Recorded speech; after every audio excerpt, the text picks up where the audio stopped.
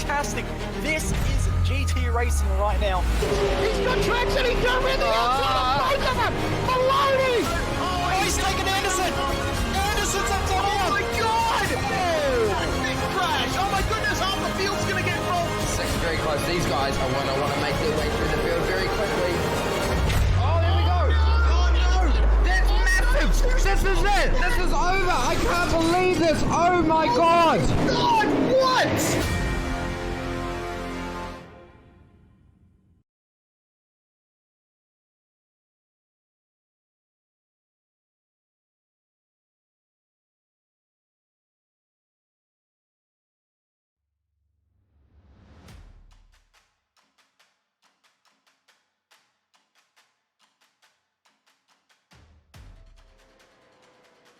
Welcome to a track which needs no introduction. This place is a true test of mettle, a true test of character, and what this place has done time and time again is showcase all of the immortals of sim racing and really showcase who can be at the top of their game. This is the biggest series in terms of Australian touring cars in all of iRacing, and you will not find better competition around the globe. This is where all the big battles come to play, and they come to play on a Sunday morning for Brits like me. They come to play on a Sunday night for Australians like you, and for everyone else around the world joining. Good morning, good afternoon, good evening to everybody around the world. It is Sebring here today, but before we get to main event action, Super Split 2 gets itself into full viewing. I'm Jake Sperry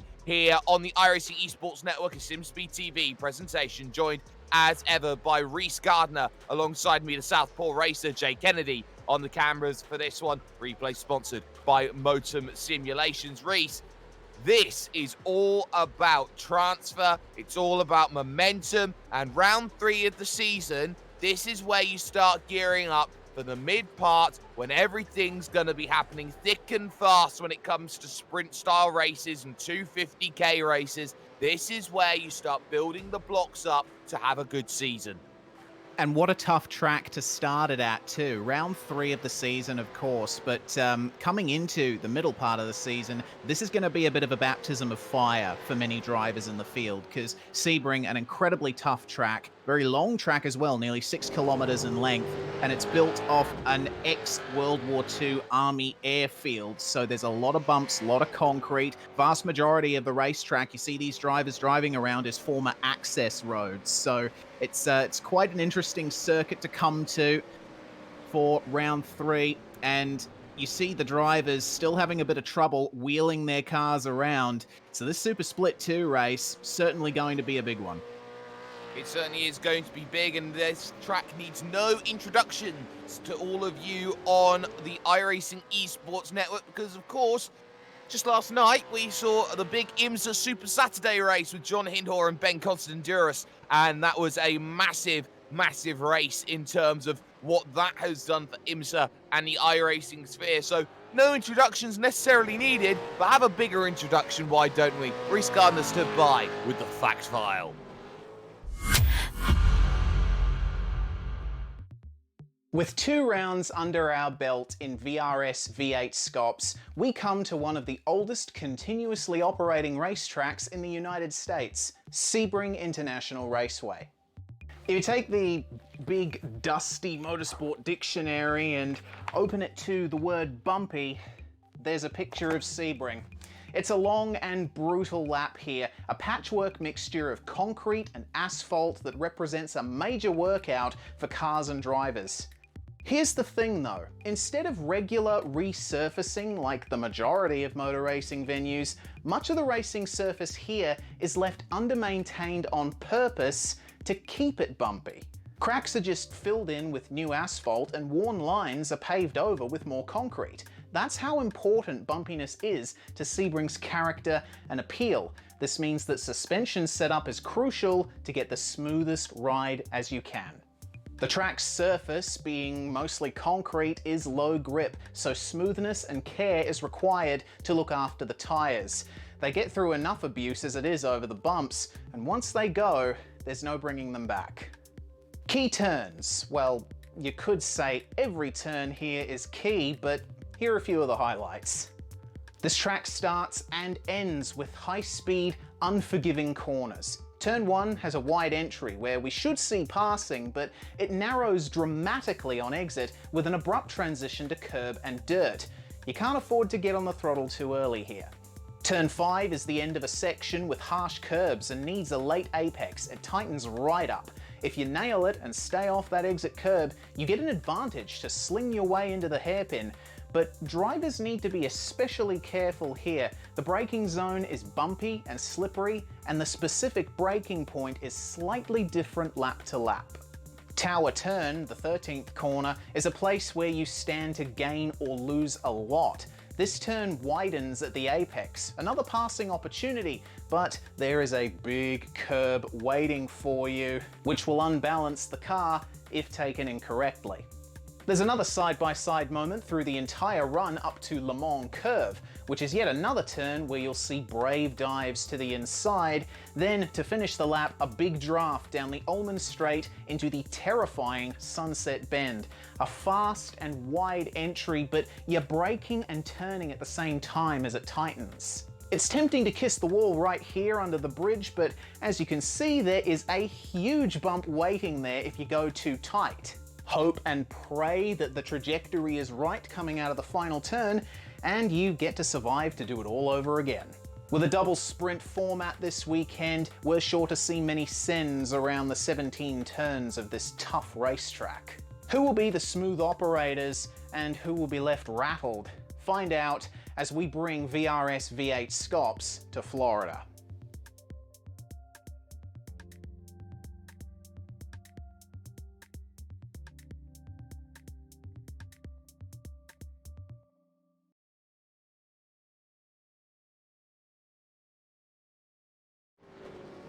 Well, welcome back, ladies and gentlemen. And Reese, I do have to ask, that dictionary had a wife and kids. What happened to it? There is now a hole in my wall that I'm going to have to get fixed. So yeah, it's quite a heavy book. I don't quite know where it is. Probably in my garden somewhere.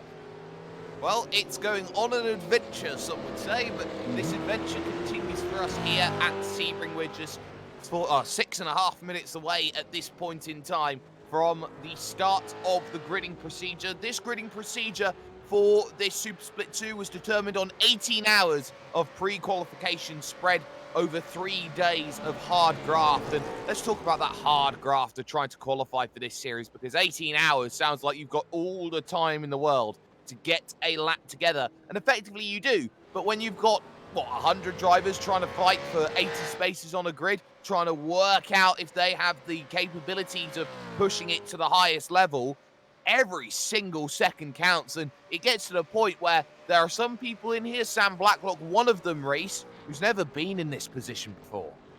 Yeah, certainly. We had news come through that Sam's shifter actually broke on the last night of pre-qualifying, so he wasn't able to get a proper lap in and get into split 1. So this is the first time we've seen Sam Blacklock, the Altus Esports driver, in this second split. Certainly looks very pacey, but it'll be interesting to see what he can do from here, because 18 hours of pre-qualifying, yeah, and we talk about numbers like that all the time, 100 drivers, 80 spots. What about 650 horsepower? What about 1,500 kilograms? These cars are incredibly hard to drive at the limit, and this track exposes all of that. It exposes where the gaps in your skill are in these cars. Especially when you talk about that transition, as we were talking about earlier on, which was going to be from asphalt to concrete. This is a very unique circuit in that regard, the fact that you have asphalt sections and then you've got that concrete section of track in the early and the very late parts of the lap. It's a very different style of track to be running, and I guess that's part of the unique flair. As someone comes from the United Kingdom, Sebring is effectively America's Silverstone.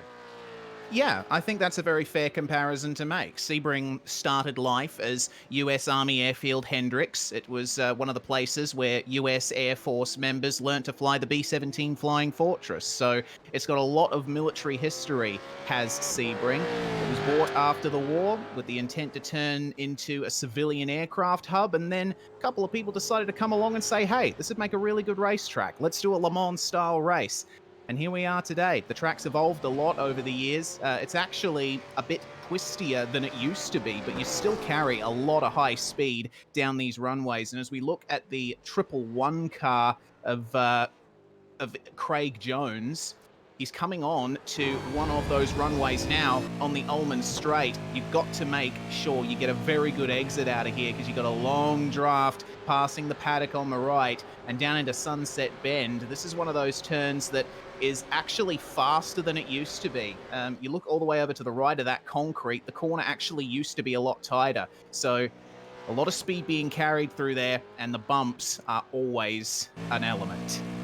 And what's very, very crucial about how very difficult Sunset Bend is I like to christen it the corner of 1,004 lines, because it doesn't matter which one that you seem to hit, it always seems to be the wrong one as you go around that corner. But you've got a lot of drivers who want to try and make a name for themselves here today. Job Stewart, I believe, is going to be one of those drivers in the number 35. He's currently fourth at the in practice right now in the Pursuit Sim Racing machine. Maybe a little bit down the order from where he wanted to be in terms of how this is running, but other drivers who have done well. Sean Linsdale's currently fifth at the moment for Mark 1, and Martin Silvassi as well, having a very, very strong run in practice right now. Someone like Martin Silvassi could be a little bit of a surprise for the way today's going to be run. An incident early on could change the whole complexity of 17 laps worth of racing, one mandatory pit stop.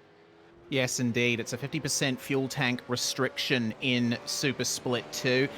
The Split 1 races going off later tonight will not have a pit stop requirement. They'll just be straight up sprint races, but an extra element for the Split 2 guys to work with. And Silvassi has got a new teammate as well at Trick Esports. They've recently signed Dominic Ferraris, who came over from Prologue React Esports. So Silvassi having another guy to bounce ideas off, and his teammates, Ross Rizzo and the like, will certainly benefit from that too. Young driver Dom Ferraris knows what he wants. Very, very opinionated in his likes and dislikes of sim racing is Dom Ferraris, and maybe a very, I would say, headstrong character might be good for a Trick Sim Sport, a Trick Esports, which you would have to say, Reese, with about a minute and a half to go. I think needs someone to try and push the envelope. Yeah, Trick Esports, they've seen the vast majority of their success in GT racing and endurance racing as well. You always want to look out for the trick cars at the Enduros. In fact, they are Bathurst 1000 winners. So they definitely got the strategy part down. They've got the approaching races from a calm perspective down. But in a race like this, in a round like this, you do need that aggression and you do need that headstrongness.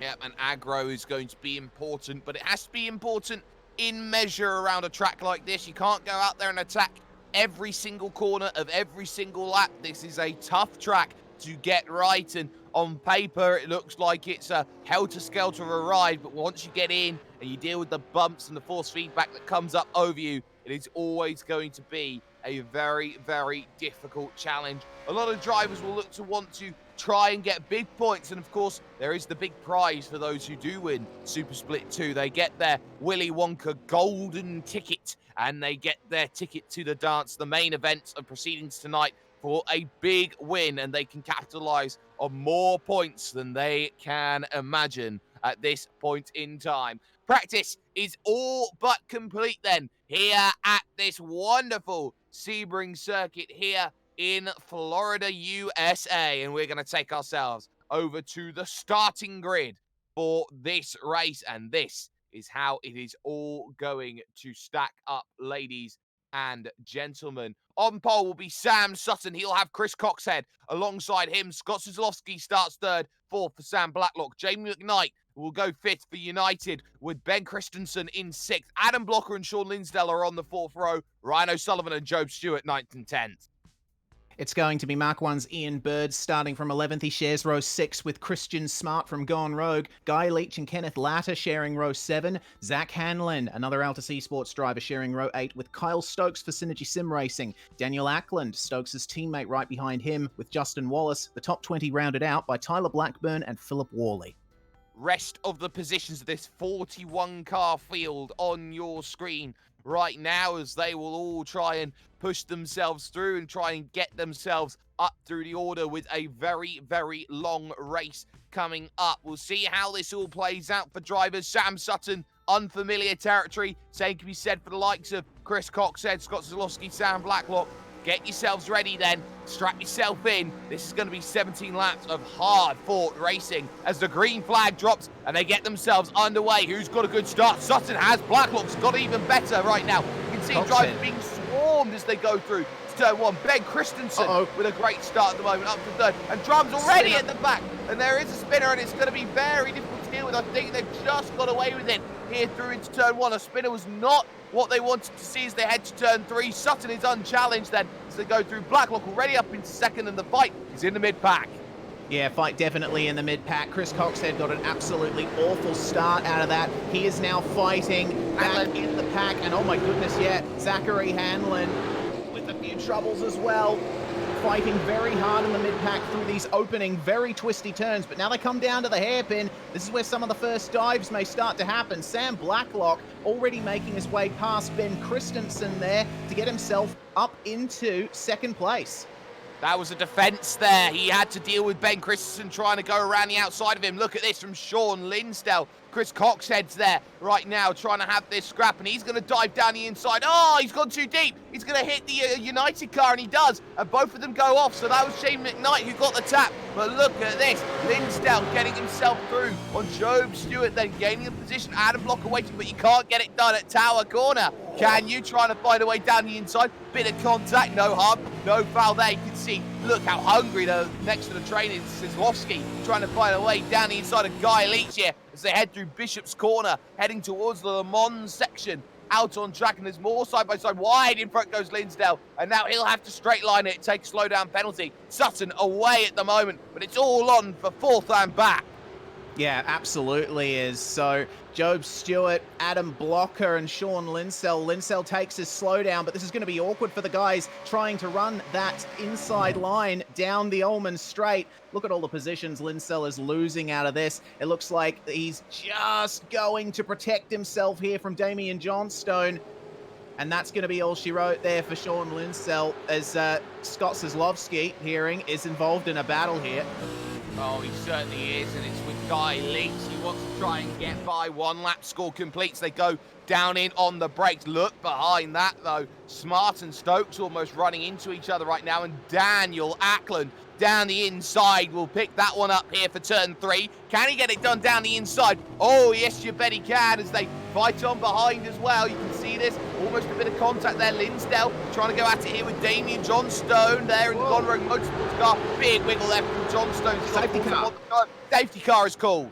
Okay, so there's obviously been a big Silvassi incident back in the field. Oh no, Silvassi stopped right next to, that's near Collier Curve on the entry up to Tower. Motum simulation replay then of the incident. Obviously Silvassi not able to get that car going again. We saw some smoke pouring out of his engine. Well, let's have a look at this then. So here's Martin Silvassi making his way up through Fangio to Cunningham Corner. And we completely missed that. That's two vehicles who've had a big issue, and he's gone straight on, bang! And the engine would have probably gone there. You can see there's a Synergy car that's in a bit of trouble. That's Rob Bowden who was involved with it. Liam Wild apparently has got the fastest lap of the race. Damon Mulqueen was the driver who got caught out, and there's another one there on the left-hand side who got caught out, Tyler Blackburn, in the race on Oz Machine. So Silvassi, no way to move that vehicle, has to watch as everybody goes by, and the caution is called. And now that's the disaster that maybe Sam Sutton did not want for this race. It does affect the strategy numbers. It does mean that you can save quite a bit of fuel over the course of this safety car run, but more importantly than that, it brings Sam Blacklock and Brent Christensen back into line.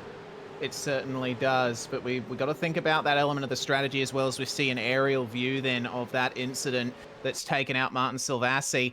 The drivers are not allowed to go into the pits until after the end of lap 2, so they will have to stay out for an extra lap as Sutton almost coming across the line. There's the safety car being driven by Nick Parker, and he's going to wait and gather the field up. But it's going to be one lap here behind the pace car before we see drivers getting into the pits. And I would expect an awful lot of drivers making their way into the pit lane early on, at least to get a couple of extra litres of fuel. Yeah, I reckon they would, and I reckon that the early stop is going to be the more beneficial and advantageous one, maybe. Because if you can take a free stop now in the mid to late back of the late part of the field here, Reese, surely you'd have to say that your stop when you get down to lap 15, maybe lap 16, when it gets to the fuel, is going to be a whole lot easier in terms of how it's going to be run for your race. I think that those in the mid to late part of the field will gain so much on strategy here if they just come down and make that stop. Yeah, they do stand a chance to gain a few more positions. They stand a chance to protect themselves from the people behind them as well. But you never quite know what's going to happen in races like this. For all we know, considering the amount of very close racing we've seen already, we might have another caution before the end of this one. It's only lap 3. Yeah, it only is lap 3. Sam Sutton then holds control of the race. Sam Blacklock in second, Ben Christensen to third, and Job Stewart up 6 places into 4th. You talk about the biggest movers and shakers in the field. Guy Leach up 7 places at the moment. You talk about Daniel Ackland. He's up 8 places out there. Scott Nolan up 9. He's doing well. And Riley Blythe, the biggest gainer of them all. He's gone from 30th up to 17th. I was surprised to see him so far down the order. But 13 places on lap 1, I would say that's a good evolution for him. It certainly is. Excellent stuff. We're hearing that up 13 spots as well, Reese Keane and Jamie McKnight. So, Jacob Knight, my apologies. So those guys have definitely gotten a great advantage out of that, and that'll set them up very well for the next 14 or 15 laps of this one. It certainly will, and of course, they are behind this manually driven safety car. Of course, iRacing does have options for an automatic safety car. This V8SCOPS series, they like running on a manual safety car, getting Nick Parker a bit of time, as Nick Parker has officially here, Reese, led the most laps in this race.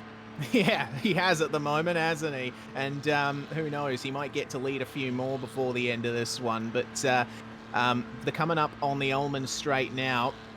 Sunset Bend is next, and we'll have to keep an eye on every single driver in the field, see if they bear to drivers right and enter that pit lane. It's a difficult pit entry at speed at Sebring, but certainly it's a lot safer to try and take that stop now. Yeah, it would be safe. You can see what Sam Blacklock's doing right now. He is really trying to lift and coast as much as he possibly can, save as much fuel in these sessions as he goes around the final corner in these laps under safety car to try and gain as much as he possibly can. Any takers for any takers then down on the lane. Nobody then comes down of the front 4, of the front 10. Ew. Kyle Stokes, he thought about it, throws a dummy as he goes through, as pit exit is open. So we'll see how this one works, as one driver's going to dive in. Hanlon, who copped damage lap 1, becomes the first to dive, and Clint Shane Smith is going to follow. So those are the drivers who are making that decision. I'm surprised to see only 2 drivers down on lane. Well, there's more now, because Todd Parks, Tyler Blackburn, Damon Mulqueen, and the 071 of Ryan O'Sullivan joining them in the pits as well. And O'Sullivan was the driver that spun on the entry to turn 1 on the first lap. So he is way back from where he wants to be, and he's going to try and recover. So it looks like Clint Smith has been the first of the drivers to get his service done. He's going to come out first of the pitters, and Hanlon managing to get out ahead of the rest of them too.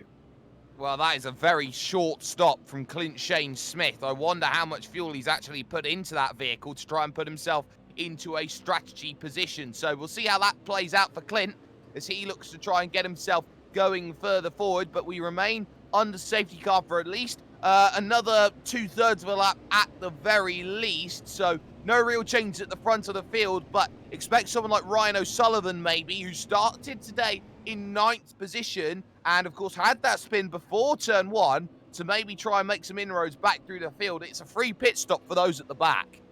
Yeah, it is. And honestly, you don't lose anything if you're at the back and pit when you're under safety car. Everyone's going slowly. You can just catch right back up to them. It's all about track position in these sprint races. Certainly is. And well, of course, we've seen here, it's not been much of a sprint so far here, ladies and gentlemen. So that's going to be crucial at this point. I do believe we are going to be going green this time by under the direction of race management and race stewarding. Michael Korolev and Simon Black once again doing a magnificent job as always to go out there and gain some really, really big kudos and respect from, well, especially both of us, Reese, because their job is thankless. Yeah, it absolutely is. I mean, no one likes to run a sim racing league in a sense, because you make the rules, you enforce the rules, and of course there are going to be drivers who are unhappy with the way those rules are enforced. But that's the way it is, and the rules are the rules. Everyone has to drive the same. I think it takes a lot of resilience and a lot of professionalism as well to try and run a sim racing league well. I certainly tried it in the past and it didn't work. So I certainly think that Mike and Simon, they've got a good gig there. I think we've just had an issue with every single driver who's just come down into pit lane, because here's the big point of debate they're having. They were given the call at around, 25th car back in the line, saying, okay, pit entry is now open. But the big issue they've got is that for some drivers who've come down in, there's a question of, well, was pit lane open? Was pit lane closed? They're going to be going one more lap around here on this safety car to try and make sure that everything is sorted out in terms of everyone's in line order for this one. So those who have made that stop, that was going to be maybe a little case to be made of a few issues here and there. I think they're okay with it, but that would have been a little bit of an issue for all of those drivers who have come down in, the likes of Hanlon and co. All were probably just getting a little bit worried there about what race control were thinking about at that point in time. So it's all nice, they're all fine, they're all staying in their positions for the moment, but there are no issues to speak of. We're going another lap to make sure everybody's sorted and all ready to go.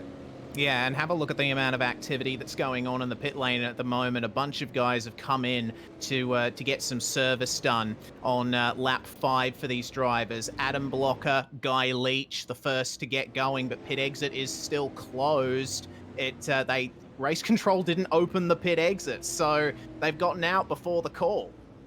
Yeah, and Adam Blocker's gone out, and that's going to be an issue then. So he's left a closed pit exit, so there's going to be a little bit of troubles then, as he will have to either A, filter to the back of the line, or B, he's going to be in a huge amount of trouble when it comes to post-race and a penalty or a live penalty that's going to come in. So Adam Blocker, I think, has jumped the gun and has effectively been caught, so to speak, here, Reese, with the smoking gun. Yeah, and I think so is Guy Leach as well. I saw him slam on the brakes once he passed the green cones to mark pit exit, did Guy Leach. So I feel like he might be in a bit of trouble with race control as well. Yeah, he certainly could be here, as they could be the ones who find themselves in a bit of trouble for leaving a closed pit lane. So we'll see how that one goes out. Of course, when they make their stop, they have to filter to the back of the line. You're not going to scoot away, so to speak, Reese, into the middle and try and hedge your bets and find your chances. That's going to be a trouble. Yeah. You can't afford to hedge your bets in a situation like that. It's very clear. Race control are very clear on how the operations are done. So if you end up making a mistake and going out before the call comes out, I'm sorry, mate, it's on you. It certainly would be. So we'll see how that works. So you got likes of Guy Leach, Chris Coxhead, Ian Bird, Riley Blythe, Craig Jones, Damian Johnstone, Kenneth Latter, Brenton O'Brien, and Jamie McKnight also making stops. Tyler Blackburn in there, Rob Bowden, Harold Stadler, all making stops as well. This has really changed up how this field is going to stack, as Adam Blocker, does get the end of line penalty for leaving pits, and I believe Guy Leach will get the same treatment as well in the number 46 machine. Yeah, so they'll be filing towards the back of the field. There's Blocker, letting everyone go. And where is Leach? He is up into 9th spot at the moment, on my screen at least, down in 28th actual. So it looks like him all the way at the back of the field. He's going to be doing what race control require of him, but it looks like we may be going green very, very soon. The pace car is pulling away, so now the field comes under the control of Sam Sutton, and now we got to start talking about the acceleration zone. Race control have specified that the acceleration zone is the bridge over Sunset Bend. You can go any time after that if you wish, but not before, so the drivers need to keep an eye on what Sutton is doing there up the front. Yep, and Sam Blacklock will be the one trying to react quickly to a military man who knows how to go quick in one performance colours. So they head through the right. Safety car is in pit lane. When do you go? He's going to wait as long as he possibly can, and now he goes at the second part of the apex, gets a fantastic jump. Christensen now is going to try and attack here, as will Joe Stewart here on the restart lap, 6 of 17, as they get themselves back going again. 3 wide into turn 1. Let's go, boys, as they get on the brakes. Christensen trying to go around the outside here. Little wiggle, though, but well fought by Blacklock. He's got that well. Little bump on the exit from Joe Stewart as they try and attack, and now here comes Zlowski in the tricky esports car, trying to dive down the inside. Well covered by Christensen through that section. Joe Stewart, no! Bang! Contact, and Christensen gets turned. Yeah, he does indeed, but he's off the track now. He's not in a position where things could get awkward, so everyone's filing by. Zlowski, meanwhile, still battling very hard with Joe Stewart here.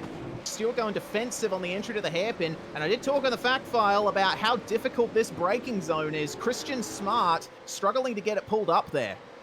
Yep, he certainly is. Hanlon makes a move as well down the inside. He gets past Liam Wilde in the battle behind Dan Cheney at the moment in 18th place. A huge gap there at the moment. There was a full second that there was missing at the moment, but Sutton is clear again at the moment as they go on through, as the likes of Zlowski now in that scrap. You've got the likes there of Sean Linsdale and Justin Wallace at the moment having a nice little run of things as well, as they all look for a nice line through. Jack Widdus is one of these people looking for a line. He's trying to fight with Michael Skurlock as they run themselves go through. Damon Mulqueen. Yeah, Damon Mulqueen going very wide there. I think that's at Tower Turn, so he's going to have to get that pulled up. Very difficult to get the braking zone right in that turn. It's a curved braking zone into a very difficult mid-corner. But Scott Nolan and Sean Linsdell, these are for the last 2 positions, or last few positions rather, in the top 10. And we know how quick Linsdell is. He's obviously trying to get a fight back going. And behind them, Justin Wallace and Reese Keane going side by side. And have a look at Jacob Knight. What an opportunistic move, slicing up the inside of Reese Keane.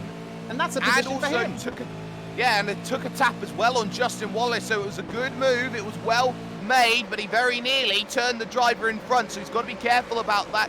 Nolan still getting himself there with Linsdale. He'll be happy with the way that was done, but of course you've got to look a little bit further forward as well, because you've got Kyle Stokes all over the back of Daniel Ackland, but he's stuck in the draft train. He's got no way of finding a way through at the moment, and that's going to be eating into him the longer that this race goes on at the moment. So we'll see how that plays out in the long and the short of things over the course of this race. But this is going to be a tough challenge for so many drivers to try and get this one correct, as they all hit the brakes and they hit their respective corners at the moment. No worries at the moment for Sam Sutton at the front of the field, but right now you've got to deal with this battle going on at the moment. Look at this for Zach Hanlon. He's on a charge. He's in 16th position right now. He's got past Cheney and Liam Wilde as well. And I put, out of those who have come down in and made a stop, I put Zach Hanlon as first driver at the moment, and probably well positioned.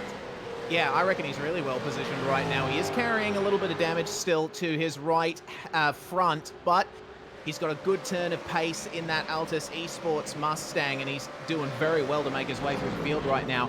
Christian Smart leading up this three-car train with the two synergy cars of Ackland and Stokes behind him. It is an awkward position for these two synergy guys to be in, right at the back of this train, because, you know, you want to try and make those moves, but there's every chance that you could just slow each other up and cost yourselves some more time. You have to start wondering when's the best movers. Look at this, just in front of them, down the inside. Oh, that's cheeky from Scott Zlowski at the corner of 1004 lines. He finds the magic one as he gets by Job Stewart and up into the podium.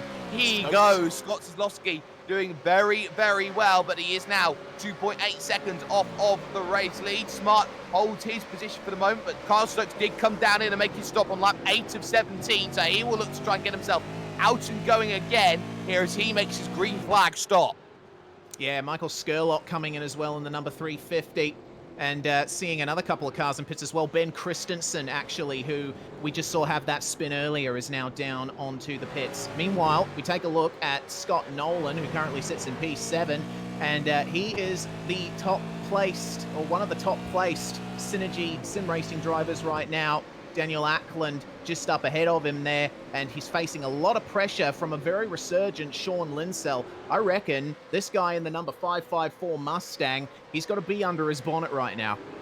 He definitely has to be under his bonnet. There's also Ryan O'Sullivan makes the move on Liam Wilde behind, but you're absolutely right. Sean Linsdale, a lot to prove at the moment on a Mark 1 team that looked like heading into the season they were going to start hitting on leaps and bounds, like to Harley Haber was in that team. All of a sudden he's gone. They are now mid-pack specialists, some would say, and Sean Linsdale, somebody in that team, has got to look at themselves and go, I'm stepping up for Mark 1. We've got to be a leader as right now we've got this battle that's looking absolutely fantastic at the moment, but seriously, not quite enough happening right now to see a position change. Replay brought to you by Motorman Simulation. This is something that's happened a little bit further in the back, and this is Chris Coxhead.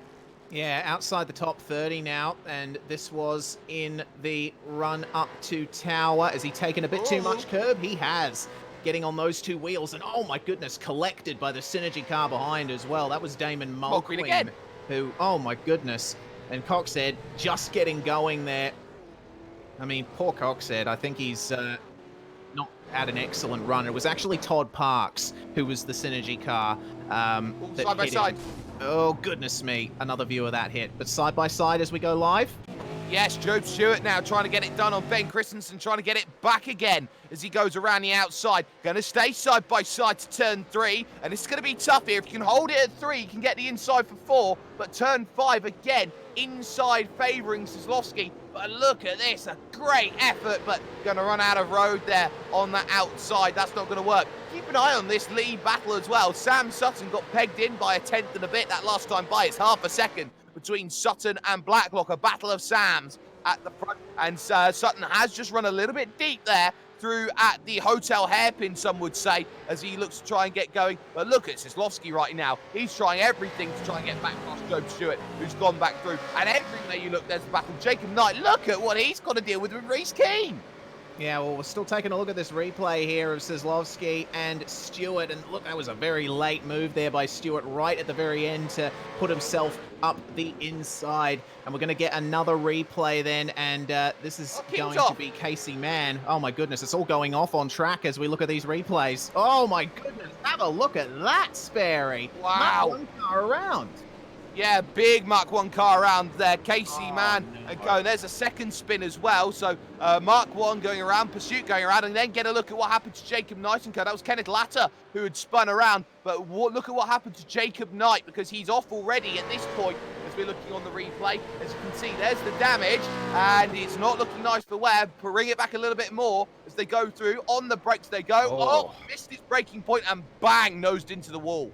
So that's front and rear damage very heavily for Jacob Knight there, and I don't think Race Control is going to look too kindly on Reece Keane for that. Here is the onboard. You see Jacob Knight getting on the brakes and Keane just missing the braking point right into the back of him. Nothing that could be done once they got on the pedal. No, nothing at all, and that will be a big hurt as lead is on. The gap is 0.3 of a second as Zlowski has come down in to make his stop. So 0.3 of a second, Sutton and Blacklock at the moment. That's going to be crucial in terms of how this race is going to be run, as these two can't afford to hold each other up too much. You've got to talk about, though, drivers who are in position. Zach Hanlon is only 14 seconds down the road, and 14 seconds is nice as he's doing 2:02.3s that last time by. It is 1.8 seconds slower than Sutton and Blacklock, but you have to remember there's only, what, 7-8 laps remaining in this race, and these drivers have to go and make a stop. I don't see lane time being 14 seconds. No, lane time, definitely not. It looks like, looking down the order, lane time is more in the vicinity of at least Wallace. 30 seconds. And what's happened there to Wallace? He's gone straight on down at the hotel, so he's looked like he's wanted a reservation. He missed his braking point, and he's gone for a nice little trip, and he's had to use, effectively, the club layout to get back onto track. Oh, okay. Well, that's a bit awkward for him, and it's going to give a bit more of an advantage to the chasing Zach Hanlon and Ryan O'Sullivan. Here's another view then of what happened to Justin Wallace, and yeah, you see that braking zone just catching people out. Incredibly slippery, incredibly bumpy. You never quite know where to brake for that one. No, you never quite do, and it's always difficult as well at a track like this, Reese, because it's not one that you would necessarily say has markers. You've got various amounts of cones that help you find where your brake marker is. Yeah, exactly, and that's very helpful here at Sebring, especially considering, you know, a lot of racing is done at this track at night, so you need those cones there to tell you where to brake, but they're only a guideline, nothing else. We look at Guy Leach and Clint Smith. These guys are battling just outside the top 10. Looks like Leach has the advantage for now, but we got to remember Clint Smith was one of those guys to come into the pits under the safety car. Not quite sure how it's going to work out for him from here, but it looks like he has a good run coming out of the last turn. More cars coming down onto the pits. Smart, Ackland, Nolan. So now the pressure is getting on these guys up at the front, Sutton and Blacklock. They're running out of time to get their pit stop, and you're right, Sperry, I think they're in trouble. I think they are, and guess what? The battle then next for the race lead becomes Hanlon versus O'Sullivan. Of those who've pitted, Ryan O'Sullivan has had the bit between his teeth. Another 2/10 off of Zach Hanlon. I think this is where the race has gone. Imagine starting on the 5th row, spinning it before turn 1 and coming back to win the race. That would be some magic, you would have to say, here in Super Split 2. But they've got a fight in front of them here. Justin Wallace and Jack Widdus going at it. Widdus slightly wide, but Widdus still holding position. Started 29th up to 4th. Yeah, and it's an excellent run from Jack Widdus there. It looks like, we're hearing from our director, Jay, it sounds like Hanlon and O'Sullivan are saving fuel to make it, because you got to remember, they did come in incredibly early. They won't be as good on fuel as everyone else. They certainly won't, and you also have to remember this track has very many long straights, so saving fuel and lifting and coasting is a lot easier at this track than a few others here, Reese. That could be a huge talking point as the longer this race goes on. They are doing well. They are only losing a second a lap to the leaders right now, so I'd say they're doing a great job on this fuel save right now. Johnstone versus Smith out there at the moment for 12th and 13th. Yeah, Johnstone is right on the back now of Clint Smith as Guy Leach has continued to blast away here in 11th place. But yeah, it does look like a good run here from Damian Johnstone. The draft is worth quite a bit down the Ullman Straight. He pulls out and he's going to have the advantage. Did Clint Smith lift off there? Did Clint lift at the moment? I think he may have done at that section. Knows that Johnstone is quicker, lets him go as they go through. Only the leading two then haven't yet come down in and made a stop. Sutton and Blacklock, though, are nose to tail right now out on track as they head through Big Bend turn 6 down to the hotel at turn 7. So we'll see how this plays out. Blacklock was close into turn 1, not close enough to go out there and make that move. The gap now 16, almost 17 seconds to Zach Hanlon, currently in the third position at the moment. That's still not enough to go out there, make their stop and get back going again. You look at rivals who have come down in and made their stops, who have they gone through, as there is a drive-through penalty that has just come through. I haven't quite caught who that is, but there is a drive-through penalty out there on track. Yeah, we'll bring that to you as soon as possible, thinking it might be Reese Keane, but my goodness, Jack Widdus and Justin Wallace, who have just come out of the pits, fighting very hard with Scott Nolan through turns 3 to 5 at the moment, and oh my goodness, oh Jay, please get that, Justin Wallace, a huge slide through Big Bend. Well, replay coming up, and what a slide it was, and he's able to save it as well. And there's more dramas down at the hairpin because Widders has gone around, and he's had issues, but they can see here from Motum Simulation. There is the slide coming up. You can see heads through the right, Jack Widders down the inside, and then you're going to see Wallace here gets a wiggle one as he goes through, and gets a slide. Get them afterburners out. That was beautiful. Go to Tokyo. Yeah, go to Tokyo. Stay on the replay for Widders because he actually was beaten out of the pits by Wallace. Leaders are in. Past him. And oh my goodness, yeah, a spin for Widders at the hairpin as we get our leaders in the lane. Sutton and Blacklock nose to tail on the entry to the pits. Zach Hanlon and Ryan O'Sullivan are just coming through under the bridge in Sunset Bend. This is going to be an easy pass for the lead for Zach Hanlon.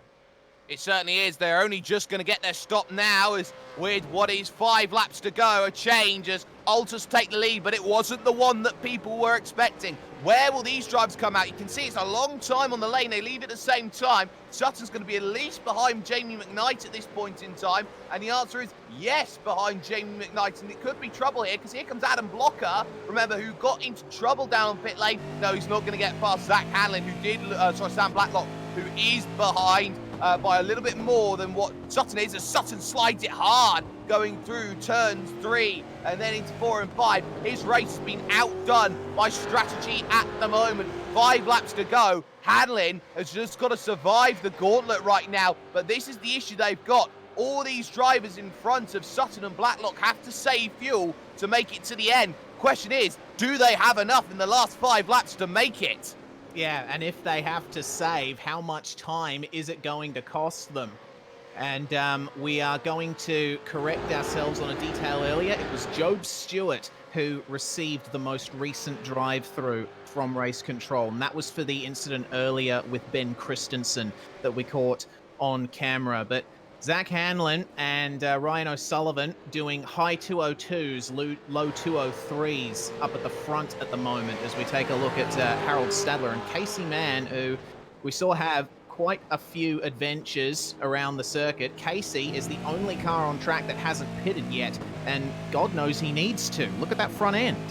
Yeah, that front end is looking worse for wear, but he's in the draft, which means he's saving a little bit more fuel. As Blacklock trying to get back at Sam Sutton here, trying to get back through, but a missed apex down at Le Mans, and some grass to go with it as well. That's not going to help, and the run has gone at this point in time. This is how the field looks. Hanlon leads this with O'Sullivan in second, Guy Leach third, Damian Johnstone in fourth, then it's Clint Shane Smith in fifth, Riley Blythe is sixth, Jamie McKnight is seventh, and 8th place is currently Sam Sutton at the moment, but for how much longer with Sam Blacklock just behind? 4 laps to go here in Super Split 2, and O'Sullivan gets the grass ever so slightly. He's 6/10 back of Hanlon. I think even though he's saving fuel, he's going to have to try and push back to Hanlon here to get himself back into position. Yeah, well, you know, when you're concentrating on your own fuel saving and you know that the driver in front of you is fuel saving, that's a weird situation to be in because you want to get up to the back of them and pressure them into using more fuel. But of course, that means that you start using more fuel yourself. So you've really got to play it by ear. Guy Leach and Damian Johnstone, meanwhile, these guys have kept each other company for quite some time, and it looks like the top 10 all separating into their own little battle packs, and what a shame that this battle on screen at the moment was not for the race lead, because I think it would certainly have been exciting. It certainly would have been, but you cannot give yourself any questions or qualms about it. Strategy is the name of the game, and how many times has strategy proven good? Side by side in front of Blacklock here because, huge slide from Clint Shane Smith. I think he's going to lose 2 places here. He is coming up towards Tower Bend, so out of Cunningham Corner with side by side. Is definitely not as accomplished on the brakes as Clint. He knows that much, but Jamie McKnight and Riley Blythe comfortably finding a way through, and all of this helping to slow down that pack and bring Sutton and Blacklock back into play.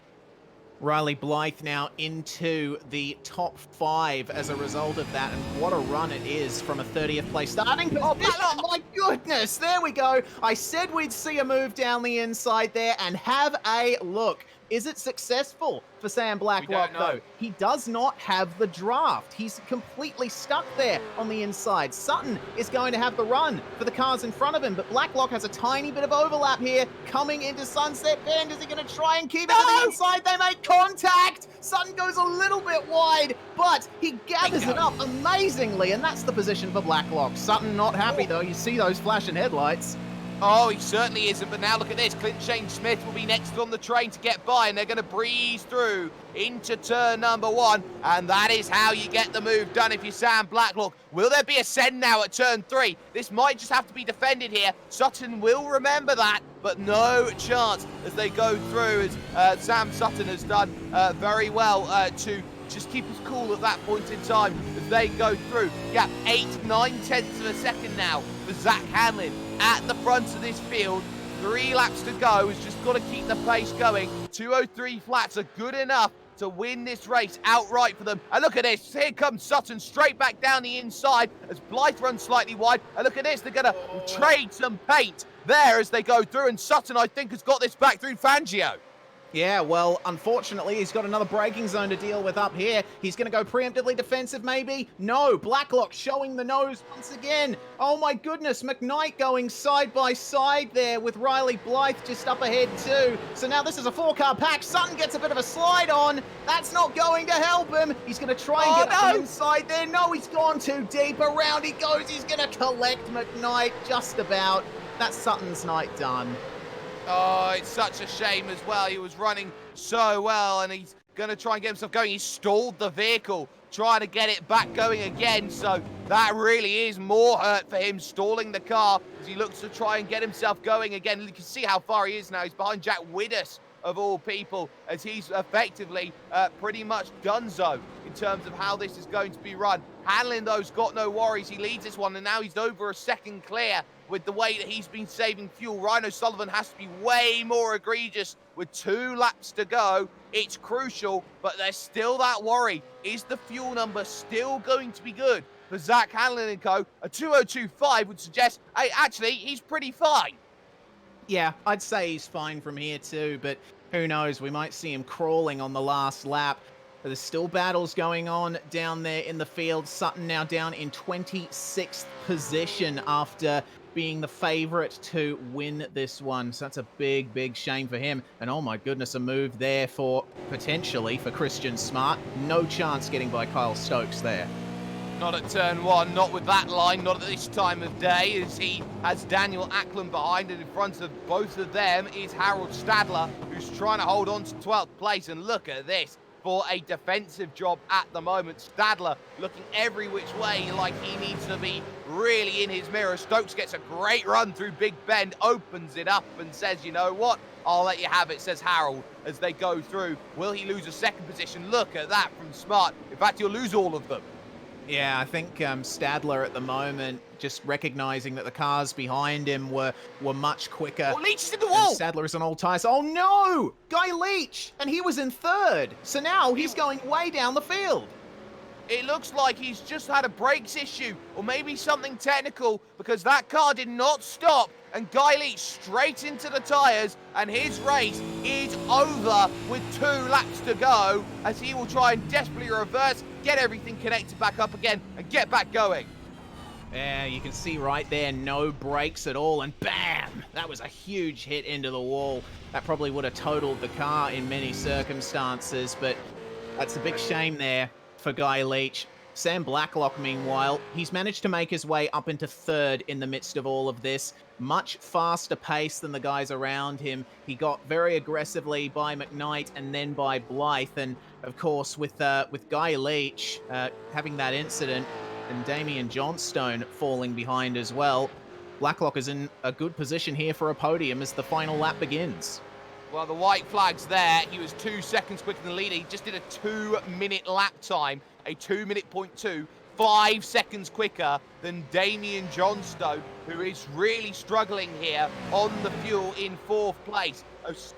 As I think Guy Leach is out of fuel. I think he's been unable to save it as much as possible. Damian Johnstone's going to be in the same boat here, I reckon, because Riley Blythe's going to try and find a way through. So fuel numbers, they aren't looking pretty. Maybe it might not be pretty for Ryan O'Sullivan and Zach Hanlon. Hanlon has seemed okay at the moment when he came in, made his stop as they go through, and 2 seconds already gained this lap on Ryan O'Sullivan from Sam Blacklock. Second position, very much maybe on at the moment, as is fourth right now as Riley Blythe behind Damian Johnstone should have a chance here as Coxhead has had a moment down at turn 7, had a slide, hasn't lost positions, but has had a moment on the last lap. Johnstone, there we go, it's gone. He's going to let them all go through as he tries to get himself back up to speed through Cunningham Corner. Johnstone's night is being scuppered on the fuel. That's not what he wanted to see. Hanlon, though, still clear, and he's got no worries at this point in time as they head through the next prospective corners, trying to get themselves the run. But what a race it has been here today. You cannot question how good some of this racing has been. This has been wonderful work from Zach Hanlon. He has known exactly what he's needed to do from the very beginning, and that is drive a race that he knows he has been capable of doing here today. You're not going to see many drives better than this on the strategy. Still not safe on the fuel as we go to the final corner, Sunset Bend. Hanlon desperately trying to get himself going. O'Sullivan going through the final corner. Blacklock has desperately tried to chase him down. Zach Hanlon, though, will move to the main event with victory here in Super Split 2. For second, O'Sullivan survives after spinning on lap 1. He has got himself back to second. Blacklock can only manage third with Riley Blythe fourth. And on the line, McKnight out of fuel. Adam Blocker gets one on Jamie McKnight. Wow, and there's still races going on back there in the field. Christian Smart getting by Kyle Stokes. Damian Johnston is completely out of fuel right now. He's going to have to crawl off the line. O'Brien's out of fuel and loses a position to Job Stewart. So a case of those who pitted really choking over to the line as Johnstone finally makes it. Stadler also out of fuel now. Skizlowski's out of fuel, and he was someone who pitted early. He's got the numbers wrong as he goes through. So a lot of drivers struggling late, but no struggles at all for Zach Hanlon, who wins this race and is probably out of fuel right now. He's not going to get any further than about turn number 6. You have to say hats off there for Zach Hanlon. So this is going to be how it all ends out. Zach Hanlon then will pick up the victory in 39 minutes and 49 seconds. His margin 5 seconds come the end over Ryan O'Sullivan, who really had to save the fuel. It'll be third position for Sam Blacklock with Riley Blythe in fourth. Adam Blocker is fifth with Jamie McKnight in sixth position. Chris Coxhead managed to recover seventh with Tyler Blackburn in eighth. Daniel Ackland comes home in ninth with Kyle Stokes rounding out the top 10. And Christian Smart coming home in P11 with Justin Wallace a couple seconds behind him. Scott Nolan finishing in lucky 13th. David Kinman making it from 35th to 14th position. That's a great run from him. Job Stewart falling back to 15th position from a 10th place start. It's 16th for Brenton O'Brien from starting outside the top 40. That's impressive. Jack Widdis making it 17th at the end, but he could have finished in the top 5. Damian Johnstone and Liam Wilde, along with our pole sitter Sam Sutton, rounding out the top 20 after what was a horror last half of the race for him. Still, you got at the likes of Riley Blythe gaining the most spots earlier on. Of course, he came from 30th up to 4th. That's 26 positions, 21 places for Liam Wilde. But Sam Sutton, well, it's only 20th place come the end. He'll be mightily and bitterly disappointed. He had a shot of race victory here today. Ben Christensen, 21st. He will not be happy about that. Another race at Sebring that ended very much like it did last time. Last time he was up and over. This time he got turned around, so he's gone the other way around. Clint Shane Smith, 22nd, come the end with Scott Zaslowski, 23rd. Reese Keane, Michael Skurlock, Bruce Kiley. This is the mid to late pack. Sean Linsdale, not a good day from him. Jacob Knight getting involved early on. Casey Mann, last to come in and make a stop with Ian Bird, ending up 30th. Craig Jones is going to be the first car finishing outside the top 30. Damon Mulqueen behind him as well. Daniel Cheney in 33rd. Harold Stadler running out of fuel on the last lap. He's going to have to settle for 34th there. And then we come to the lap downs and the retirements. Daniel Misdale and Guy Leach right at the very end. Kenneth Latter out 8 laps early. Todd Parks, Philip Worley, Rob Bowden, and Martin Silvassi rounding out your 42 car field. And he was one of the first to get out.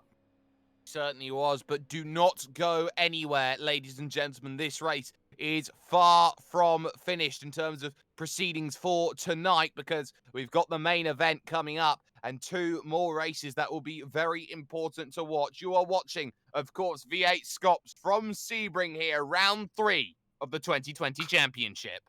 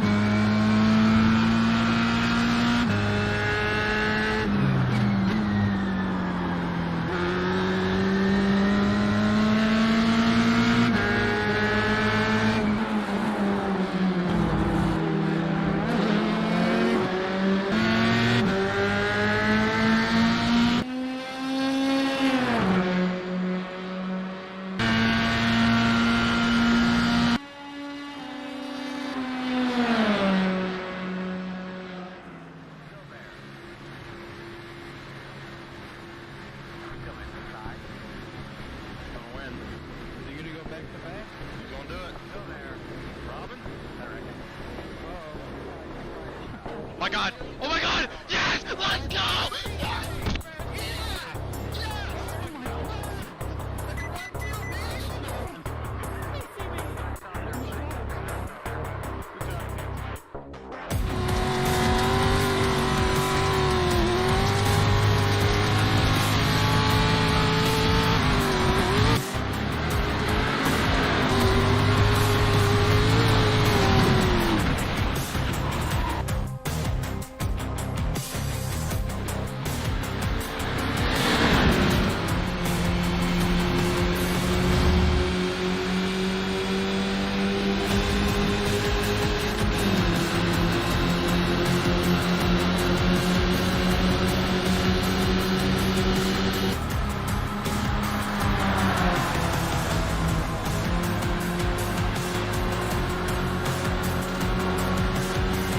So these guys are going to have to be smart.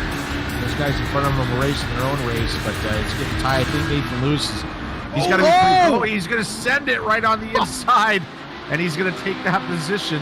Oh, brilliant move from Lewis. That gets him first for at least the moment. Here comes Vigo right back at him. Barely given enough space by Lewis, who actually chops him off coming into the break-in for Jean Debienne.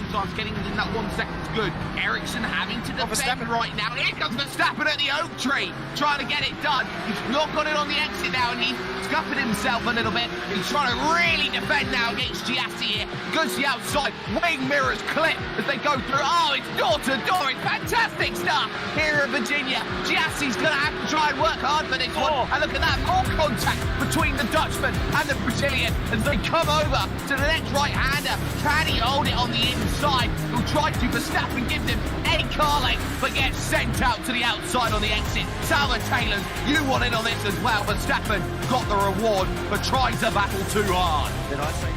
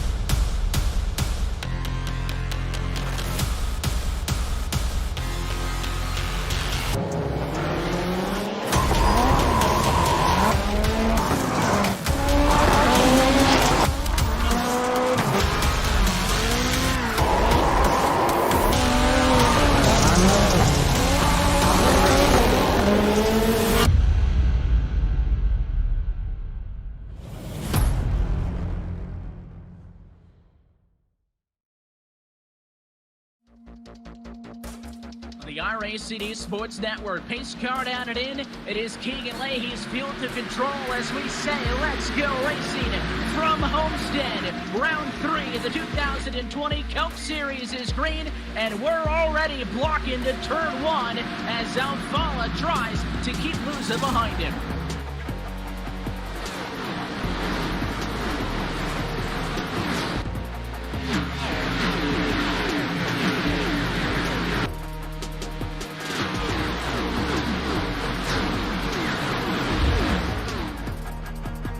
Spinner at a turn number 2. It is the 55 of Kane Cook, his Ford Mustang.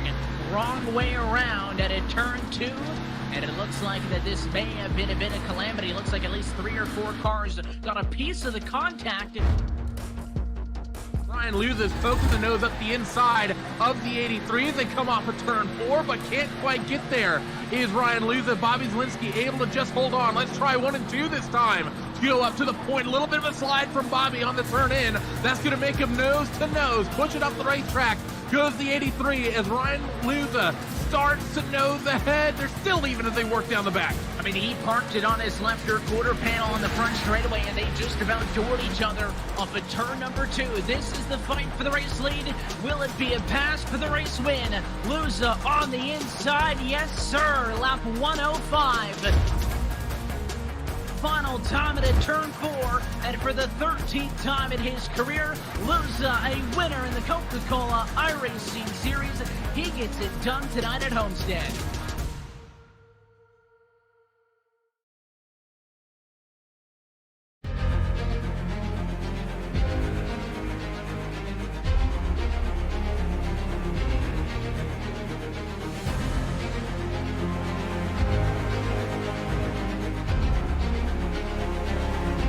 Fantastic.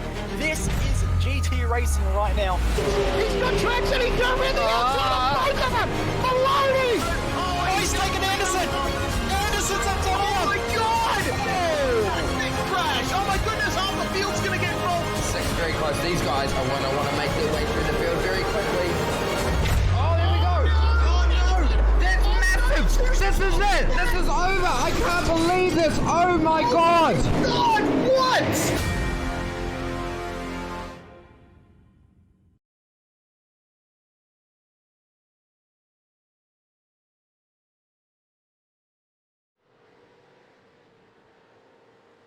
Welcome back, ladies and gentlemen, to the Virtual Racing School V8SCOPS 2020 season here at Sebring. Round 3 of the championship here as we are gearing up. The opening exchanges of the season have come and gone. We've had 2 different race winners in the opening 2 races. They have been very, very crucial in terms of how this has all been running. But of course, round 3 always sees change, always sees differences out there on track. Every driver who's in this series knows what they need to be capable of doing, and that is scoring big-time points early in the season so that they know they can go out there and really have a good crack at the second half overall. It's Jake Sperry, it's Reese Gardner, and of course Jay Kennedy on the cameras for this. Reese, Super Split 2 offered a showcase spectacle of strategy over at this track, but strategy only means one thing for the race. Qualifying will be coming up shortly, and qualifying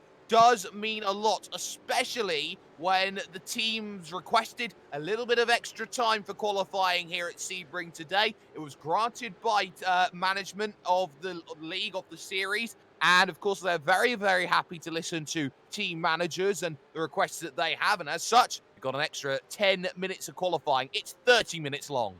Yes, indeed. So due to the length of this track, nearly 6 kilometers in length, it's going to take a long time to wheel a car around here, and with only 20 minutes of qualifying, you'd only get probably 2 or 3 runs. We should emphasize once again, if you're new to V8 Scops, in qualifying we have the no escape rule. You have to bring the car back to the pits yourself after you finish your lap. No pulling over and escaping back to the garage. If you do that, you are done for race control. And right there, we are seeing one of our very special guests for this round of V8 Scops, Scott McLaughlin, the reigning Supercars champion, turning up here in his DJR Team Penske Ford Mustang for a good run. Awesome to see him here. We've also got Anton De Pasquale and Brody Kostecki in this field too. Call them guests, I think, is doing a disservice to them because they have all had to qualify the same as everybody else. Nobody gets a free pass in Scops. That's something you have to understand. They've had to go through exactly the same process as everybody else has here today, and that is going to be key in terms of the way that they have been running. So just keep that in mind at the moment as they all get themselves going. Championship standings, though, are available, and James Scott is in control of that currently. 832 points. His lead margin is 62 over Michael Taliachic's Brenton Hobson in third for Synergy, with Wayne Burke for 1 performance in 4th place. Haber 5th after a poor showing at the second round overall, with the likes of Ethan Grigalt down in 7th, and that is really the big surprise, is that Ethan Grigalt has not got off to a lightning quick start. He needs a good opening now here at Sebring because they know that points are at a premium. You've got to get them quickly. You certainly do, and you do have drop rounds in this series, but you can't afford to think about that too early in the season. You want to try and get your season off to as good of a start as you possibly can so you can afford to drop those rounds later on in the championship. So the likes of Ethan Grigalt and Harley Haber certainly hurting from that, especially after Sonoma, but they got a chance for redemption here at Sebring. Harley Haber and Ethan Grigalt currently sitting 2nd and 3rd on the practice timesheets. Well, they certainly are, and James Scott topping those at the moment on a 2 minutes, 0.6 at the moment. Brenton Hobson goes to 4th position overall and has just jumped by Jordan Ross currently in this qualifying session, this practice session even, I should say, at the moment. So these are the final chances to get yourself acclimatized to this track. Track conditions going to be really, really crucial here today. It is 46 degrees at the moment out on track. The concrete is being very, very heavily heated up, and this is going to mean that drivers will be dealing more with understeer today than they will do with oversteer. This is going to be a tough little qualifying. Those tyres, they are going to take a couple laps to get up to temperature, but you've only really got one big flying lap to get them going before the tyres start falling off that nice little sweet spot. Yeah, the nice little sweet spot is where you want to get them. And, these drivers are at the top of their game, and they would have been putting a lot of effort into understanding how the tires work on these hot tracks. I'm interested to see how the real life drivers go in this one, because I've had yet to really see them on a broadcast as yet myself. So Anton De Pasquale currently sitting in 9th on the practice timesheets, and as he goes down this front straight, you do really get a sense of how hot this track can get, because have a look at how much concrete is all around that start-finish area. All of the sun is hitting that, it's all getting heated up, and it's all getting nice and greasy, and grip is already at a premium on concrete. It certainly is a premium on concrete. But question to you, Reese. You say real life in terms of Di Pasquale and McLaughlin and the likes of those drivers that are out there here today, Brody Kostecki, another one. Surely, when talking about real life, a real life racer is just a sim racer with money. Discuss. Oh, God. Oh, you really put me on the spot there. Well, I guess depending on who you talk to, that is true. I mean, real life motorsport, it requires a lot of work and a lot of hustling to get into with sponsors and all that sort of stuff.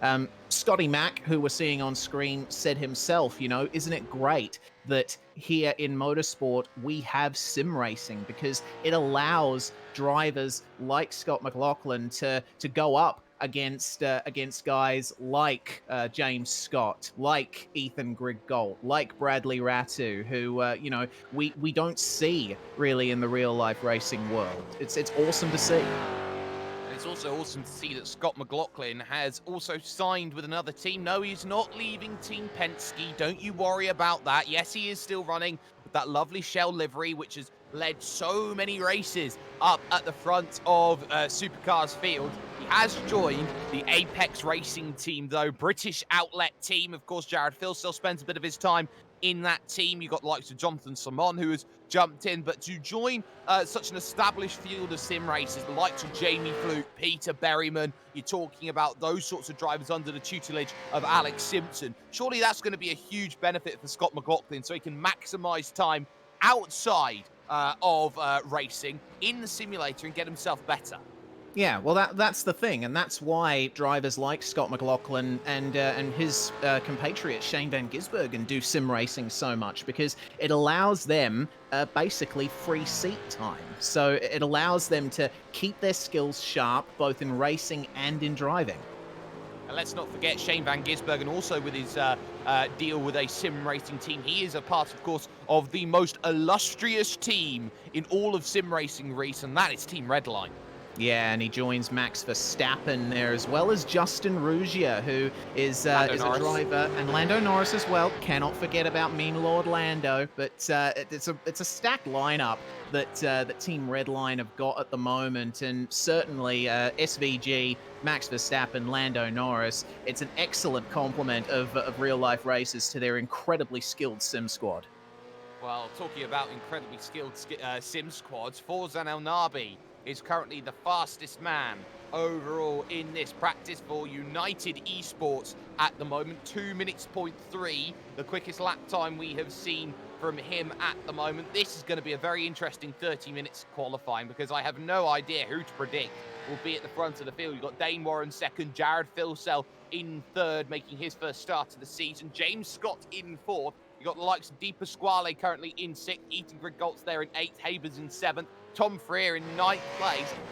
This is a who's who. I do not know which way this is going to go in qualifying. We've seen over qualifying over the course of the first 2 rounds that even, 28 minutes in, we still won't know who's on pole. Yeah, because it depends on the track conditions as well. A cloud might pass over the circuit in the last half of qualifying, and that's the point where you want to be out on track getting that lap done. Less UV hitting the track, less heat. That's what the drivers have to consider here. But also the competitiveness. Forzan El Nabi, we know he's got a huge amount of skill under his belt, winning race 2 at Sonoma. Dane Warren took his first V8SCOPS pole position here at Sebring, so he's got established form here as well. And let's not also forget that someone who has a very good reputation here is another United driver, that being the 21 of Harley Haber. And let's talk Harley Haber for the moment. He is a live wire of a driver. He knows how to get up there to the front. He is probably the Vegemite of sim racing. You love him or you hate him. And he is a driver I cannot help but admire as a personality, as someone who isn't afraid to get stuck in. And in this modern era of sim racing, a lot of drivers are afraid to do that. And you know what? Sometimes you have to give credit for Harley to put himself in that position. He's certainly got tenacity, has Harley, and, you know, trying to manage a budding real-life racing career as well over the last couple of years, along with his sim racing exploits. And, you know, honestly, compared to when he first came in, I think Haber has come in leaps and bounds. As we've seen Andrew Gilliam put himself up into third. Gilliam's a driver we haven't talked about yet. He is one of the top guys in terms of pace at Pursuit Sim Racing. And it seems like he is their prime hope for success in this championship. He certainly can put down lap times. Oh, he certainly can, and he's been getting quicker and quicker and quicker. Jack Boyd also finding a bit of time as well here out in this practice session. So you've got to talk about Andrew Gilliam, because here is a driver who has come on leaps and bounds over the course of the last year, who was someone who was knocking in and around the top 10 just a year ago and was just slowly finding good results. All of a sudden, Andrew Gilliam is becoming one of these money drivers to watch. He's currently third at the moment in practice, but this has just been the case. A new car does slightly reset the battlefield at the moment, and that's going to be where the big key is going to be made. This is a battlefield. It has changed, and some drivers are doing good, some drivers not so good. First start for Madison Down in the 77, for example, Trans-Tasman Racing, down on a 201.4 at the moment, and pretty much mid-pack. Yeah, and, you know, this in other esports is what is called the meta game, is learning the car, learning what makes it work, what kind of conditions it operates best under. And Madison Down, of course, one of the drivers that we had not seen in the field for the first 2 rounds of the season. A lot of drivers in this field have some extra time under their belt. They know the lay of the land. They know what they need to do. So Madison, obviously, he's a keen watcher of what goes on in the community. But once you get out on track, that's where it really counts. Yeah, and of course, the stopwatch does not lie. And of course, to be first, you first must finish. And other cliches you can find in the world of sim racing and racing commentary. But of course, there is so much that goes on here on the iRacing Esports Network, of course, with SimSpeed TV and all our partners and friends over on the iRacing Esports Network. Of course, we had that fantastic IMSA Super Sprint that came along, came and by. The Replacements 100 has been fantastic. In troubled times, the sim racing community does band together, and more racing finds itself on the virtual platform. How does sim racing race build, though, from this? Because a one-off event is really nice, it's really good, it brings all the fans in. There's more people watching than I've seen in a very long time here on stream here for all of us looking at some brilliant SCOPS action. But how does sim racing capitalize on this moment? Well, you know, it's very interesting times worldwide today, with the vast majority of real-life motorsports and real-life sports in general being postponed or cancelled. So everyone is moving on to the online world here to get their sporting entertainment, which, you know, I think is it's one of the very few positives that I think can come out of the current global situation right now. But we do need to capitalize on this. You know, the sim racing, you know, you and me, Sperry, we've been doing this for a very long time. We both know how competitive and how spectacular sim racing can be. And where does it go from here? Well, the only thing you can do is keep pushing forward. The only way is up, as some would say, as drivers will look to try and find their only way becoming up around this circuit. They've got a minute to go before open season qualifying will come into play, and every single driver wants to try and, I guess, christen a new era of sim racing with their colours on top at this point in time. No guarantees, though, of any driver finding themselves with a pole position. This is going to be very hard fought, and qualifying is going to be key. This first race is only 14 laps long as well here today, Reese. That's going to be massive in terms of how this race is going to go out, because we saw how in 17 laps it got aggressive. We'll take 3 off of it, and maybe another safety car makes life difficult for drivers. It definitely does, but their lives are made simpler in a way, because strategy basically doesn't play into these sprint races. There's no pit stop requirement, there's no fuel restriction for split 1, so it's just going to be an out-and-out sprint. If a safety car does come out, I think the defining factor in who's going to be successful here is the condition of their tires. They don't want to push them too hard in the opening laps. And definitely do not want to push them too quickly. Practice is over here at Sebring. Qualifying is now officially underway. First out of the pits will be James Scott, followed by Ethan Griggold. So the 2 Evolution Racing Team drivers then will go 1 and 2 out of pit road. Tom Freer will follow. It's a who's who. Madison Down, Corey Preston just behind in the Exto gaming car. Hobo88 streaming live on Twitch at the moment. Make sure you give him a little bit of love as he looks to try and give himself as much of a chance as possible. Cooper Webster then behind that. Then you got Haber and Taliancic. Second in the championship is Michael Taliancic. Effectively has felt a little bit like an afterthought over the course of this season so far, but he's second on account of his consistency. That's why he is up there and doing so well. He's had 2 consistent top 10 finishes. Yeah, exactly right. And I do think Michael Taliancic can join his Pursuit Sim Racing teammate Andrew Gilliam in coming in leaps and bounds over the last couple of seasons. It is all about that consistency and being sure that you're there at the very end. That's how you get points in a series like this. It's pretty chaotic. It is, and it's even more chaotic for Forzan El Nabi, who's just had himself an issue of the technical variety, and that will put him out of contention then for at least the opening 6 or 7 minutes then of this qualifying. That's disaster for Forzan, who went back-to-back at Sonoma and picked up 2 race wins, so that's going to be huge in terms of what he's going to be capable of doing. Let's go on board, though, with James Scott in the 088 machine. He will be the first driver to go out there and set a representative flying lap time as they pass the fire truck there on the inside of Le Mans corner as they head down the Ullman Straight towards Sunset Bend.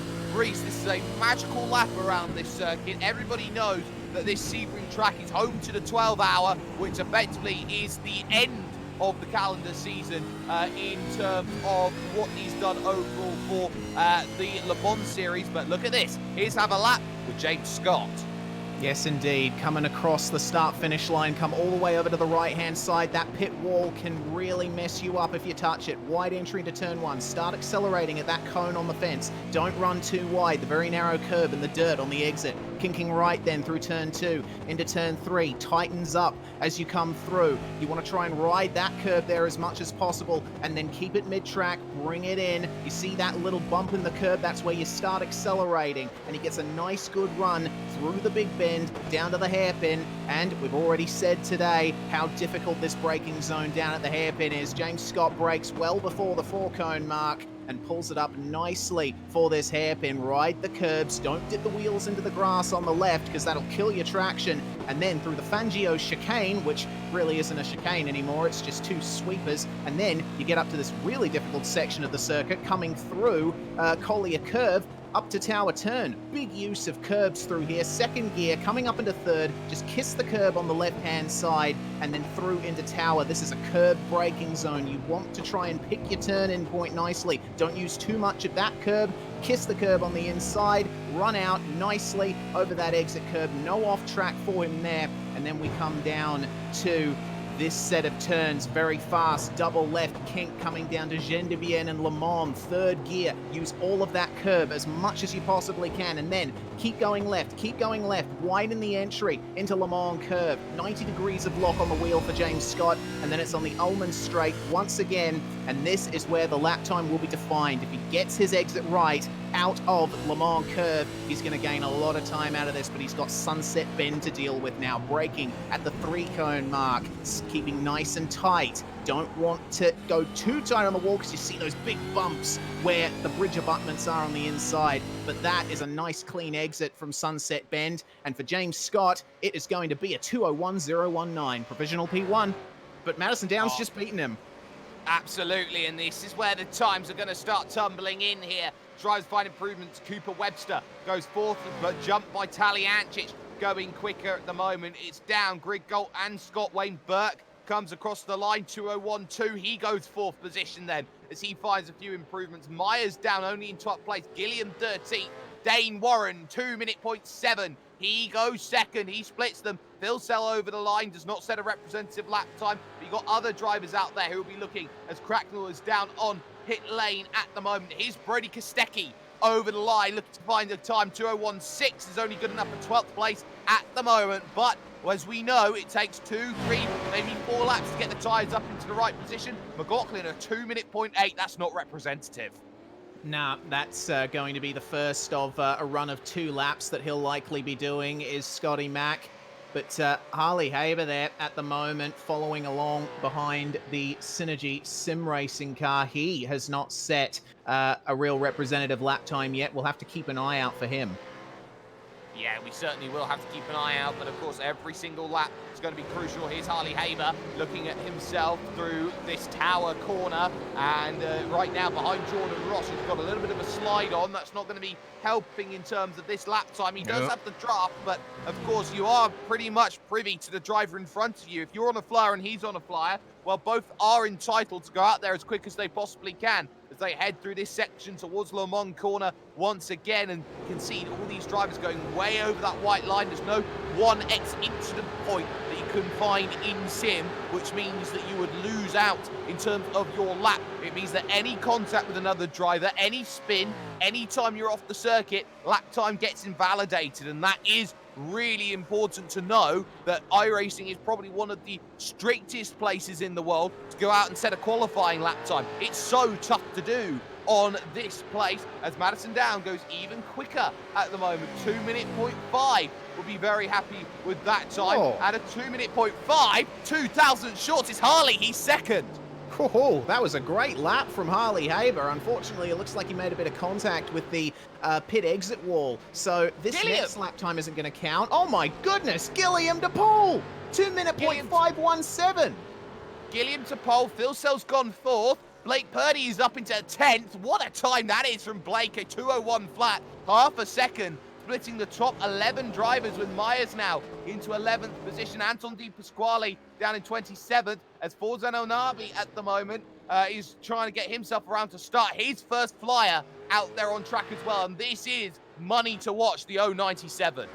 Yeah, and looking at the practice lap times, the fastest times were in the 2:03s. Currently, no one has gotten down to that just yet. So El Nabi's first shot here at a lap time just up ahead of him.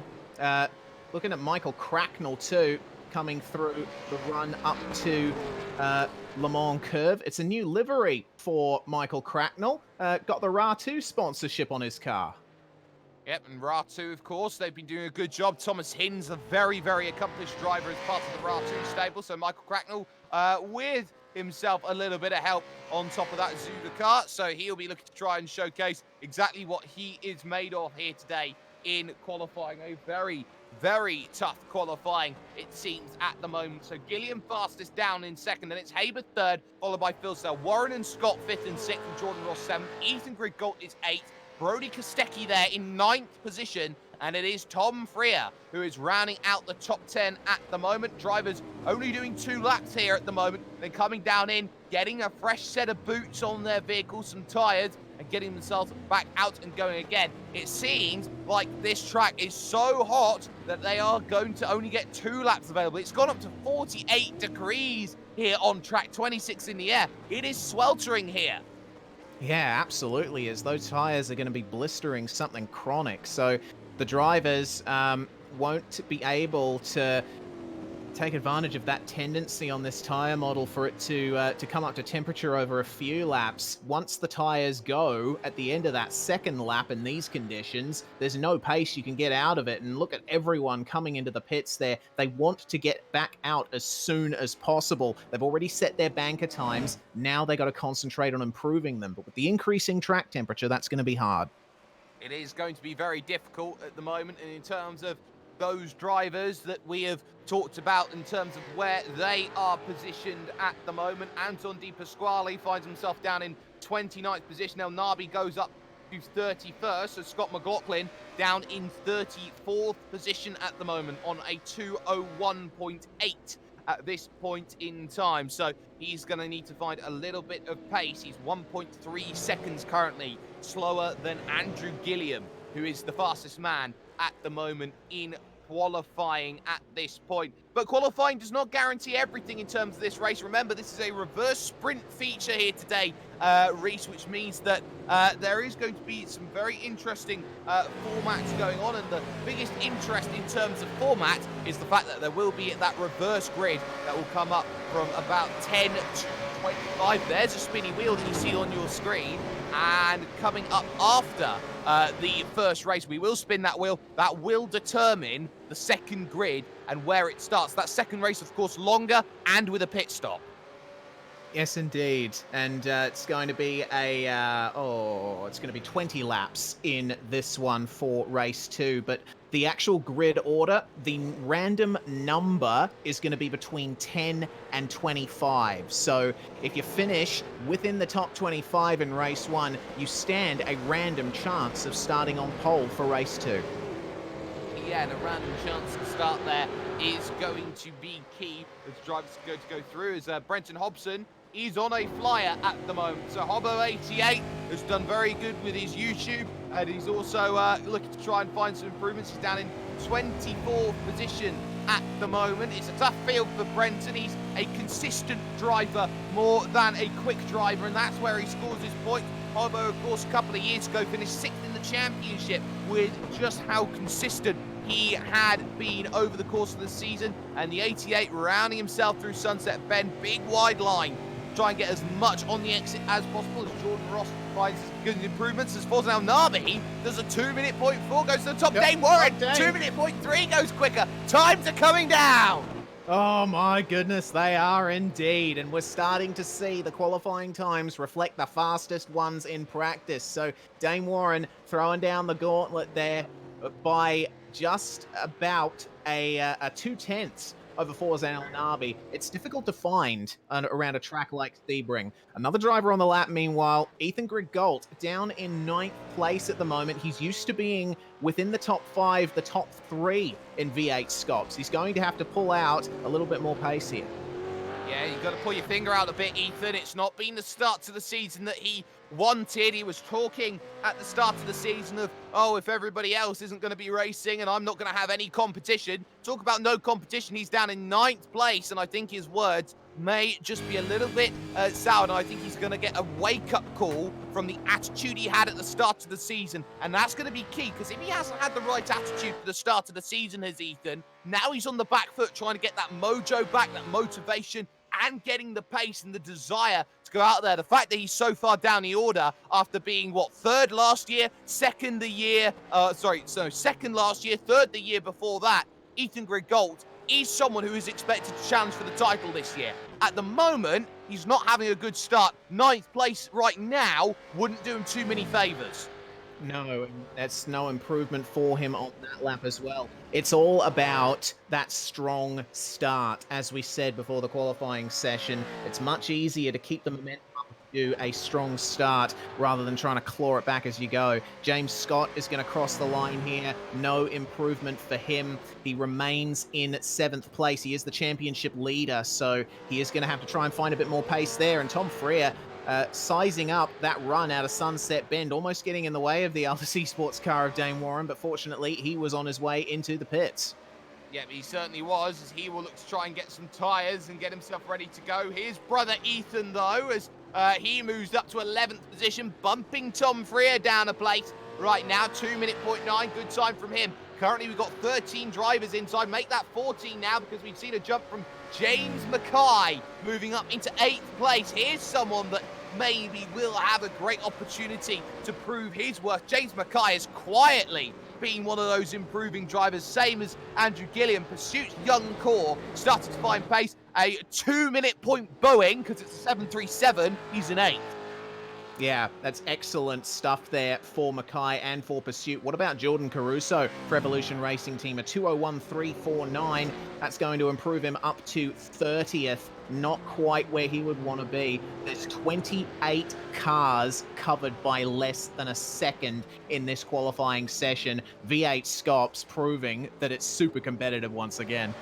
It absolutely is, and you have to remember, this is a almost 6-kilometer track, and they're split by a second. Normally, you see those times split by a second around a track like maybe the virtual Oran Park, or maybe a shorter circuit, but for a track this long, this aggressive, it makes life really, really difficult for some people to go out there and really find themselves improvements. Every 100th, every 1,000th, some places could be crucial. 1,000th would do wonders for Ethan Grigott and Brody Kostecki. They're tied on times. Yeah, they certainly are. That would define it. Jordan Ross, who we were looking at, decides to go into the pits, get some fresh rubber on him. Michael Taliancic crossing the line for a 2:01.1, and no improvement still for James Scott. Not quite where he would want to be. Oh. Rory Preston's around at Tower Corner and is just waiting for a opportunity to get back going again. I believe he's found it. He gets himself going. But that's never good when you spin on your lap, because not only do you spin up, but these tyres, they do have a tendency to get hyper heated up, and you effectively have to run for about half a lap, Reese, to try and find the soft spot once again. Yeah, it's also a case of getting the grass and dirt that the rubber picks up off the tyre too. So hopefully Preston can get back in there and get some more representative times. Phil Selder P2 indeed, but we look at Brody Kostecki to see if he can break into the top 10. It's a great time from Phil Selder, very close to Dane Warren, but how much? Nah, it doesn't look like it was even a representative lap time there for Kostecki, so he's going to have to get back out there once again. But a great time from Phil Sell after 2 rounds out of the seat. It's definitely a plus for him.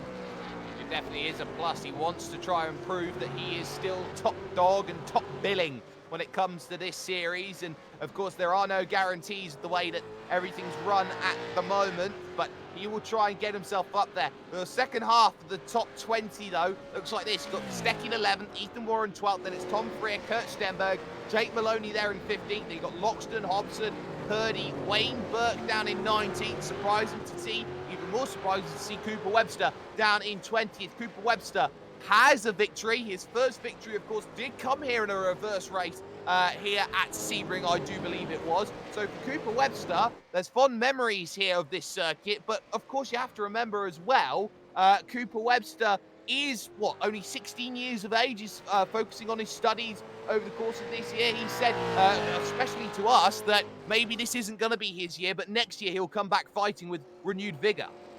Yeah, well, we'll certainly hope for that from Webster, because that win last season at Sebring was certainly one of the highlights of the season for me, seeing him break through for his first victory. We had a few breakthrough victories last season thanks to these reverse sprint formats, and I certainly hope we see a few more this year. What about Ross Rizzo, meanwhile, for Trick Esports? His teammate Martin Silvassi down in Split 2 did not have an excellent time, but Rizzo is up here with the new addition to the team, Dominic Ferraris. So they got 2 cars on the grid there, have Trick and Ross Rizzo making his way through Sunset Bend. It's looking like this is going to be a representative lap time for him.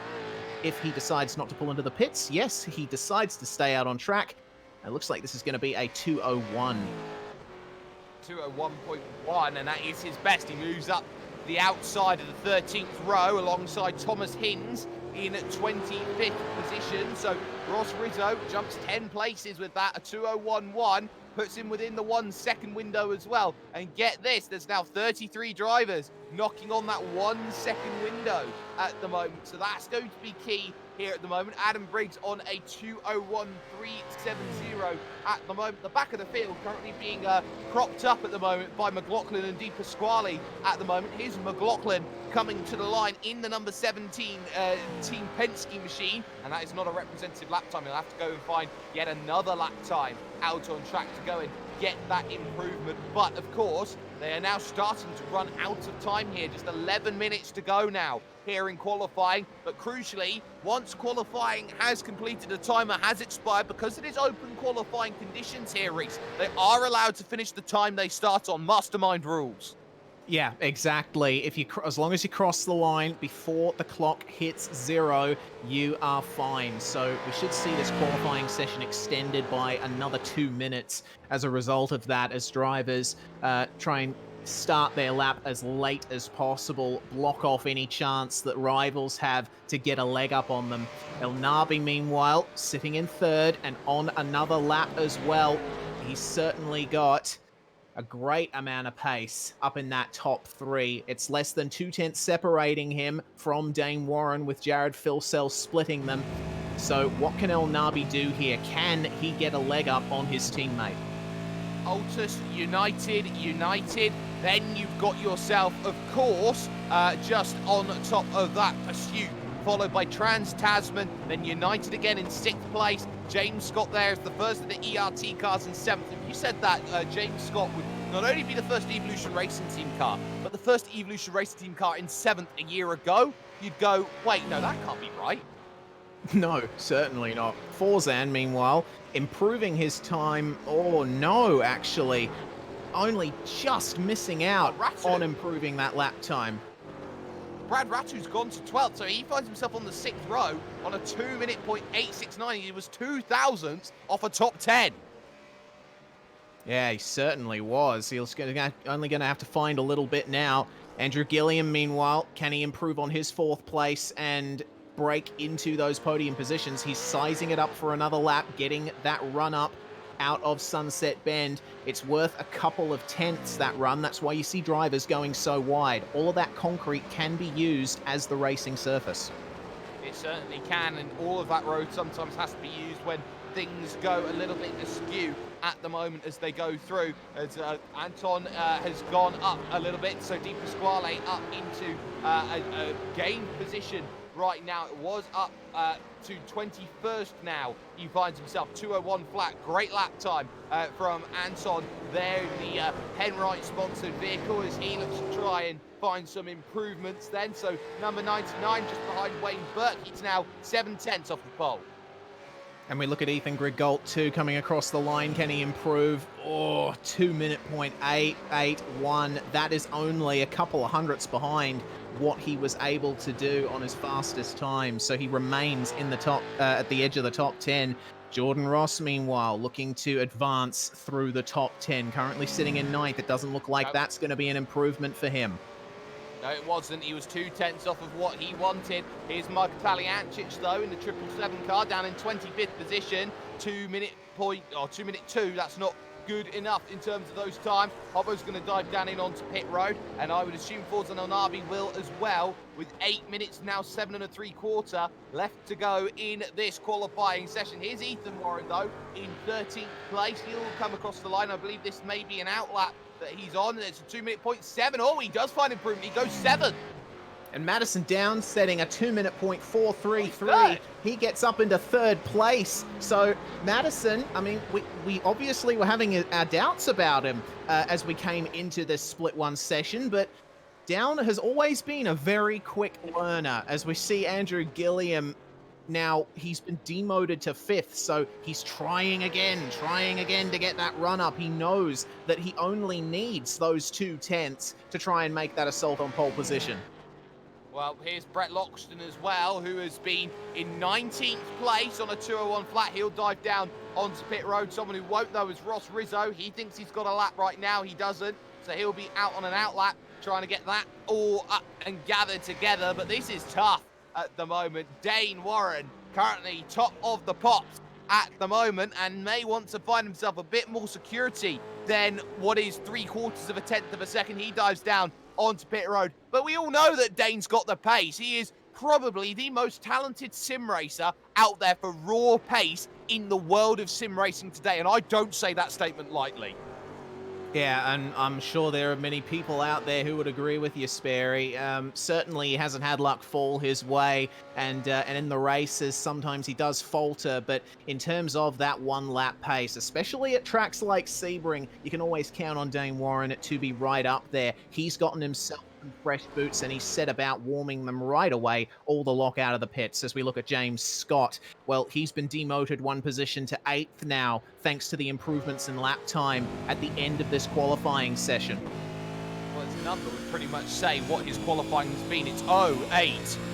8. That's not what he wants to be in 8th. He knows what he's got. He's 4 tenths down at the moment in terms of this. He needs just 100th to jump over Ethan Warren. Overall, he'll make his way through Sunset Bend, nice and neat, nice and narrow. I wonder if that's the right line with all the bumps that are there, but he dives down onto pit road as he looks to get some tyres for that final run. And this is crucial. A lot of drivers looking at that final run as the one that they've got to go through, as Tom Freer has jumped into 8th place, and now James Scott bumped to 9th. Tom Freer, revelation that he is, 2 thousandths clear of James Scott. Warren to Mackay is split by 13 thousandths.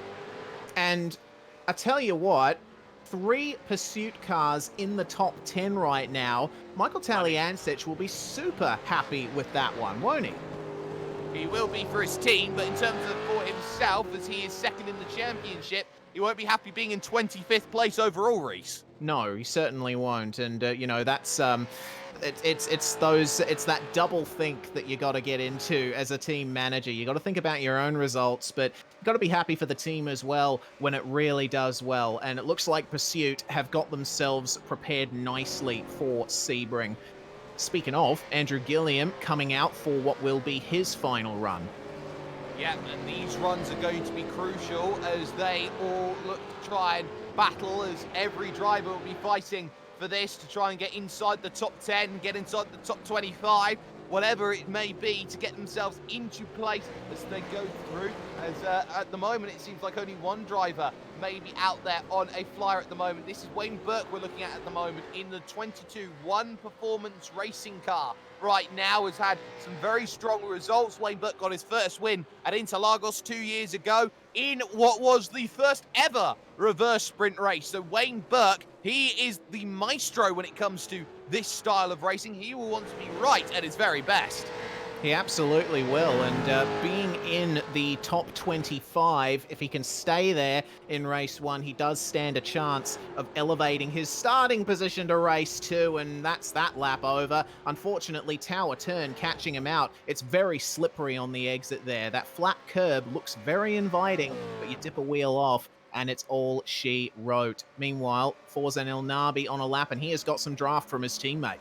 He does, and it is, of course, the reigning champion as well, Jared Filsell, the draft that he is collecting from. So here's Forzan as Jared dives down into pit lane, gets his tyres, and will have maybe 1 lap, potentially 2, to get it all going. 2:06 though for Forzan. It's not good enough at the moment. The track is 49 degrees, and what makes it worse here, Reese, in the final few minutes is that it is rubbering in, and maybe it's just with 40 cars pounding against the track.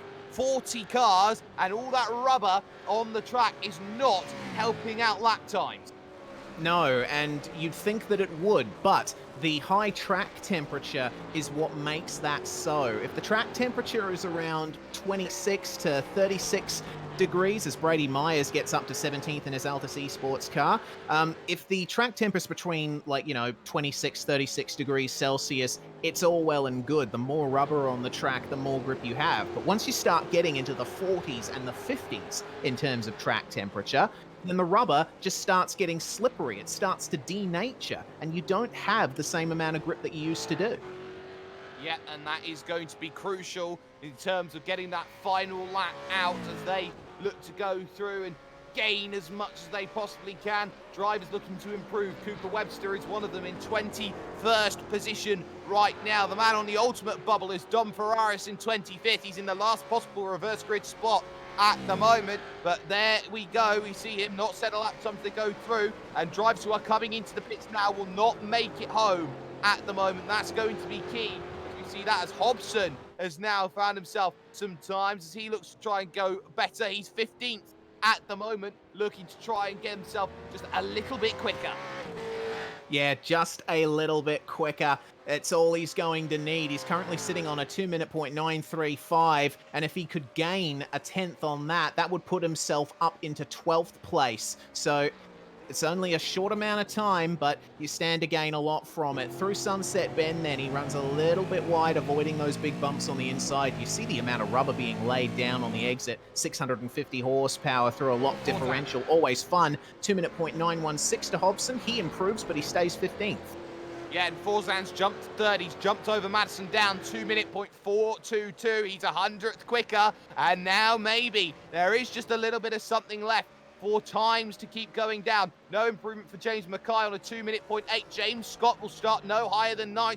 Brady Myers no higher than 17th. Here's Brody Kostecki now, looking to make the charge. 30 seconds remaining in qualifying here to get a lap in. 2-minute point 779. Kostecki jumps 2 spots. He moves up to 11th position. Gilliam does not find improvement, but he's got 1 more lap. Don Ferraris also not finding improvement. McLaughlin needs to improve from last place at the moment. He does. 201.3 drops Cracknell and Hanlon down the order. Hanlon, of course, Super Split 2 winner. Rizzo will get 1 more lap in, as will Adam Briggs with 5 seconds to go. Hanlon, I think, is just about going to be the last driver over the line here because Hinsey is short by a second at the moment. Here's Ethan Grigcolt in 13th place then, going to come across the line. Has he got improvements? 2-minute point 599 up to the 4th row. But Ethan, that was clutch. He doesn't drive no automatic. He has that clutch in the vehicle. Cooper Webster does not find the improvement that he wants. Di Pasquale is up into 14th place at the moment with his lap time. He's found some good times late here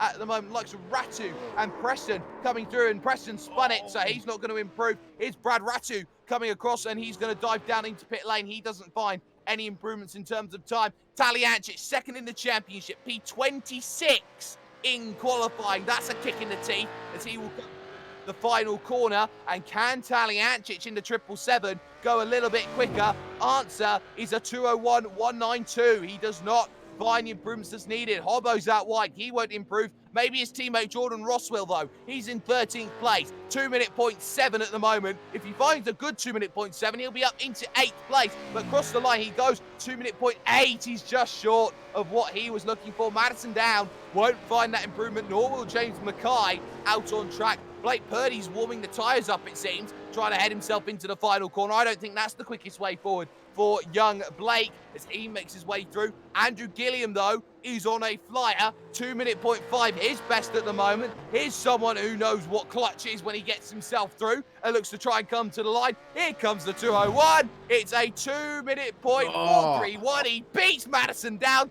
by a single thousandth of a second. Get that down, you. Ross Rizzo will be the last driver to come and set a representative flying lap time, and that will be qualifying complete, but I don't think his lap is quick enough in 30th position. The answer to that is a 201. In fact, it was. He jumps up to 25th, and he has got an all 13th row for Trick Esports. This is the grid, though, how it's going to stack. Dane Warren on pole position. 2-minute point 303 for Altus Esports. Jared Filsell alongside on his first start of the year. Forzan El Nabi, winner last time out, double at Sonoma. He starts from 3rd with Andrew Gilliam 4th. And Madison Down, the legendary Madison Down, in 5th position. Young Harley Haber starts from 6th with Ethan Griggolt in 7th, making it an all-Ethan 4th row because it's Ethan Warren, brother to Dane, in 8th place. Tom Freer starts 9th, and the championship leader goes from no higher than 10th. In 11th, James Mackay makes it there for Pursuit Sim Racing. Brody Kostecki manages to make it 12th position in the end. Jordan Ross is going to share row 7 with Anton Di Pasquale, Bradley Ratu and Brenton Hobson down there on row 8. Kurt Stenberg, teammate to Madison Down, he starts down in 17th position alongside Brady Myers for Altus Esports. John Emerson, one of the veterans of Australian touring cars on iRacing, starts from 19th. And Jake Maloney rounding out the top 20 for TTR. Brett Loxton starts 21st, Cooper Webster 22nd, then it's Blake Purdy and Wayne Burke. Row 13 is Ultra Esports, as we said. Ross Rizzo in the magic spot, 25th, with Dom Ferraris in 26th. Then it's Michael Taliancic and Jordan Caruso on row 14. Jack Boyd and Thomas Hinds, they have row 15. We saw Jake Blackhall have a fantastic round at Sonoma, but unfortunately starts outside the top 30 for this one. He shares row 16 with Andrew Dyson. Adam Briggs, meanwhile, sharing at the 17th row with Glenn Postlethwaite. Anthony Winkleman, the third Trick Esports driver in this split, starts from 35th alongside Corey Preston, who was not able to take advantage in that qualifying session. Scott McLaughlin starts from position 37 alongside our split 2 winner, Zach Hanlon. Michael Cracknell is going to be the last car starting here because Griffin Gardner did not set a representative lap time, and I don't think he's going to be taking the start. Well, we'll see how that plays out for Griffin, if he will have that ability to get up onto the grid or start from pit lane. It will be a question of if and not when in that scenario, but these drivers have 2 minutes to get up onto this starting grid for the opening race, or they're going to be starting from that place which everybody knows is pit lane, and nobody really wants to be starting there. We saw how chaotic the starts have been. We saw how some drivers have done well, some drivers not so much. Phil Sell, we think, maybe has figured out how to get this start working. But of course, when Dane Warren leads a race, he very seldom squanders it. We saw that in the Porsche Esports Super Cup qualifiers on the iRacing Esports Network, racing against the likes of Max Verstappen and co. How Dane Warren in last few laps was absolutely monumental. Track temp, 50 degrees out there. Winds blustering in, 23 Ks coming in from the north. It's going to be tough here today for these drivers to get it right, but this is a hot track, a difficult track, and now these drivers have got to prove themselves. Over 14 laps for race 1 here at this Sebring reverse sprint V8 SCOPS is go. And look at this then for the start. It's slow from the United drivers. Haber's got a stormer. They're 4 wide already as they go through. Madison Down gets a good one here. Philsell's going to be under pressure. Hobson in trouble as well behind that as they go into turn 1. Madison Down already up into second position. Haber going around the outside of Philsell, trying to get it done for third. It was a clear start for Dane Warren. No worries at all. Philsell has dropped back into fourth, and drama's already in the start. Yeah, lots of dramas already. Haber's actually gone off track, and he's going to lose a position there to Phil Sell coming through turn 5. So now all 3 United cars on track together with Andrew Gilliam right behind them, pressuring super hard. Seeing in the background, Ethan Grigg-Galt with a slow run through Big Bend. He's had to give up a position to Jordan Ross. He certainly has. On the brakes you go then, into the right. Here comes Brody Kostecki on the brakes. He's going to get one down the inside of Ethan Warren. No worries at all. Kostecki came for the fight, and he's racing hard at the moment as they head up towards Cunningham Corner. They're 2 wide, trying to file themselves in here in the back of this field. So we'll see how that one's all going to work out. Ross Rizzo's okay. Blake Purdy and co still some side-by-side there. Steady at the moment. You can see Filoni there. And look at this for a guy with a position in front. You've absolutely got that right. It's Andrew Gilliam.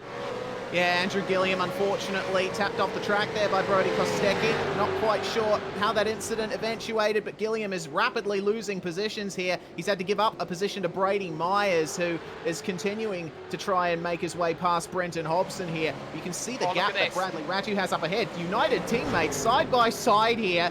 Oh my goodness, it's going to be the Holden right up ahead in terms of that. But Harley Haber, I think, is going to be ruining that mistake in turn 4. Yeah, oh no, 2 Gilliam cars wide. the breakaway. And Philsell's got to slow down. Jared Philsell with a slow down penalty then, coming through that section, and he is going to drop a whole heap of time. He drops behind Kostecki, who may be impending Stewart's inquiry after that move with Gilliam, so that's going to be good. Corey Preston spun in the background. That will effectively be a redress for him. He was ordered to redress, but now Dane Warren leads, Madison Down in second, and it'll be Forzen Onami in third position. Here comes back Phil Sell, though, trying to get by Brody Kostecki here into turn 1. He's not close enough. Ethan Warren, though, will want to get in on the mix as well. Jordan Ross, Ethan Grigg-Galt, all in that train, trying to fight, which goes back to Brenton Hobson there in 13th. Yeah, long train of cars there. Oh my goodness, Jordan Ross getting tapped by Ethan Grigg-Galt there, sent straight off the track, slithering off, and he's going to lose a bunch of positions out of that. After a start inside the top 10, he stalled it. That's really unfortunate. He's going to wait a long time to get that going. Modem simulation replay then. Coming into turn 1, we look on board from Jordan Ross, looking back here. at the ERT machine of Ethan Griggold. Ross ran a little bit wide, and that gave the run to Ethan. He tried to go for the move, but Ross was moving over to the left. Yeah, he was, and that was going to be key. Always going to try and be defended. And there was the instant. Got side by side, though, if we can go back to live, because Brett Loxton and the Zuvacorns on the Zuva racing car have just been overtaken by Andrew Gilliam, who is going to be a man on a mission to try and get up as high as possible, be in position for the reverse grid. And oh, car off in the background, and I didn't quite see who that was. And that's Thomas Hinz who's gone off. Yeah, Hinsey not having a great run here to start off with. He was up into the top 30 after starting 30th, but now he's carrying some damage to his front right as a result. But this battling up the front is still going on. It seems like these United teammates of Forzan Elnabi and Harley Haber, and we are hearing no team orders at United Esports, so these guys are going to race hard, as it should be indeed. As it should be. Teammates should fight. They should battle. There should be no case of, oh, well, you're quicker than me, so I'm just going to stay behind. Harley Haber is that sort of driver who relishes a fight and would love a fight with Forzan. And Forzan's also another driver who I'd say quietly would like a good scrap as well. They're third and fourth, but they are seeing at the front how Dane Warren and Madison Down are just a little too far away at the moment, but Forzan was the fastest driver that last time by on a 2-minute 0.8, so they're trying to break away from Brody Kostecki there in 5th position, who's up 7 places off of the start here at the moment, and trying to stay with Madison Down and Dane Warren, but that may not happen here. Of course, it's 14 laps. We're only on lap 3 of this event, which means there's a long, long way to go. Every position vital at the moment. James Scott trying to get back by Brenton Hobson. This, the fight for 12. Oh, Brody Kostecki has just jumped over to the side and let Jared Filsell go on the run up to the hairpin. So that's a pass there. Jared Filsell now up into the top 5, and it looks like he'll be able to get up with his teammates, and James Scott there through on Brenton Hobson down at the hairpin. A redress coming in, and it's Glenn Postlethwaite to Wayne Burke where the redress will come in. So that's going to be very crucial in terms of the way this is going to be run. So we'll keep an eye on that as things do continue. That has just happened then out on track. So that's going to be key for the way that this race is going to be run for those in the mid to late pack, and every position going to be fought hard for out there on circuit as we've got ourselves some more battling out there right now. Brad Ratcher and Tom Freer, this is the final spot inside of the top 10. You've got, of course, this brilliant scrap between what is Pursuit and Exto Gaming here out on track, and it's the Exto car behind of Brad Ratu, and he is someone knocking on the door as Ratu saying, well, come on, I am one of these drivers who could become this new generation of really, really talented sim racers. Yeah, and he was faster by about 2/10 on the last lap versus Tom Freer, so you can tell he's got a good turn of pace under his bonnet, but that battle between these guys not getting sorted out into Sunset Bend, Bradley Ratu is going to have to size the corner exits up if he wants to try and get a good run on Tom Freer here. It's all about corner exits at Sebring. Oh, is Ethan Warren, but there is side-by-side action as Taliancic, Ferraris and Jack Boyd having a nice little scrap as they come out the final corner. Ethan Warren, though, at the moment, all over the back. Brody Kostecki and Anthony Pasquale in the pit, sideways goes Ethan Warren. He saves the vehicle very nicely there, going through that turn 3 corner. He had a lot of Tokyo drift, and Scaife would be proud of that. Yeah, excellent save there for Ethan Warren, and we'll get a replay of that so you all can see what happened.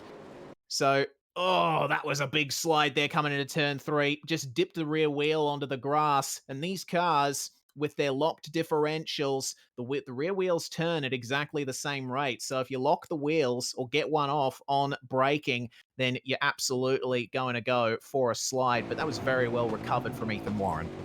It certainly was. Another battle is Ethan Grigg Galt right now. The other Ethan just behind. He's looking at a mirror full of James Mackay, and that's not what he was thinking. The 117 driver, he's lost 1 position so far in this race to 8th place, and it may be another one here because Mackay is hungry for a position here on the back end of lap 4.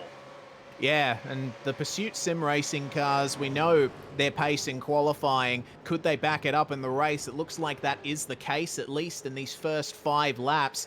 But Ethan Grigalt suffering, I think, with some consistency issues, because Brody Kostecki has done incredibly well to advance from his 12th place starting position, jetting past Ethan Grigalt in the process. Exactly, and that's going to be key in terms of how that scrap is going to be run here today. We'll keep an eye on that as they go through. Another scrap is going to be for 4th place right now because Haber's looking backwards here at the moment. He's got Jared Filsell behind, and when you've got the reigning champion 3 times over behind you, that makes life tough. Yeah, and of course, once Filsell got past Kostecki, or Kostecki let him by, he has absolutely turned it up. He had that clear air, and Filsell, we all know, loves clear air. It's been a typical form of Filsell that once he gets out in front, there's pretty much no stopping him. He just likes having that gap in front of him. Meanwhile, down here in the midfield, John Emerson fighting off against Jake Maloney, and this is a 4-car train that includes Andrew Gilliam and Brett Loxton. Well, get the bingo out. It's a battle pack here, ladies and gentlemen. You've got Brett Loxton, Andrew Gilliam, Maloney and Emerson there. Maloney not in position. Maybe a half little look to the inside there from one Mr. Andrew Gilliam. Not close enough, though, to quite make a move at that point in time. So that's going to be key. Talk about other drivers who are key. In a scrap right now is Scott McLaughlin here. He's under pressure from Wayne Burke. This one going on for P26.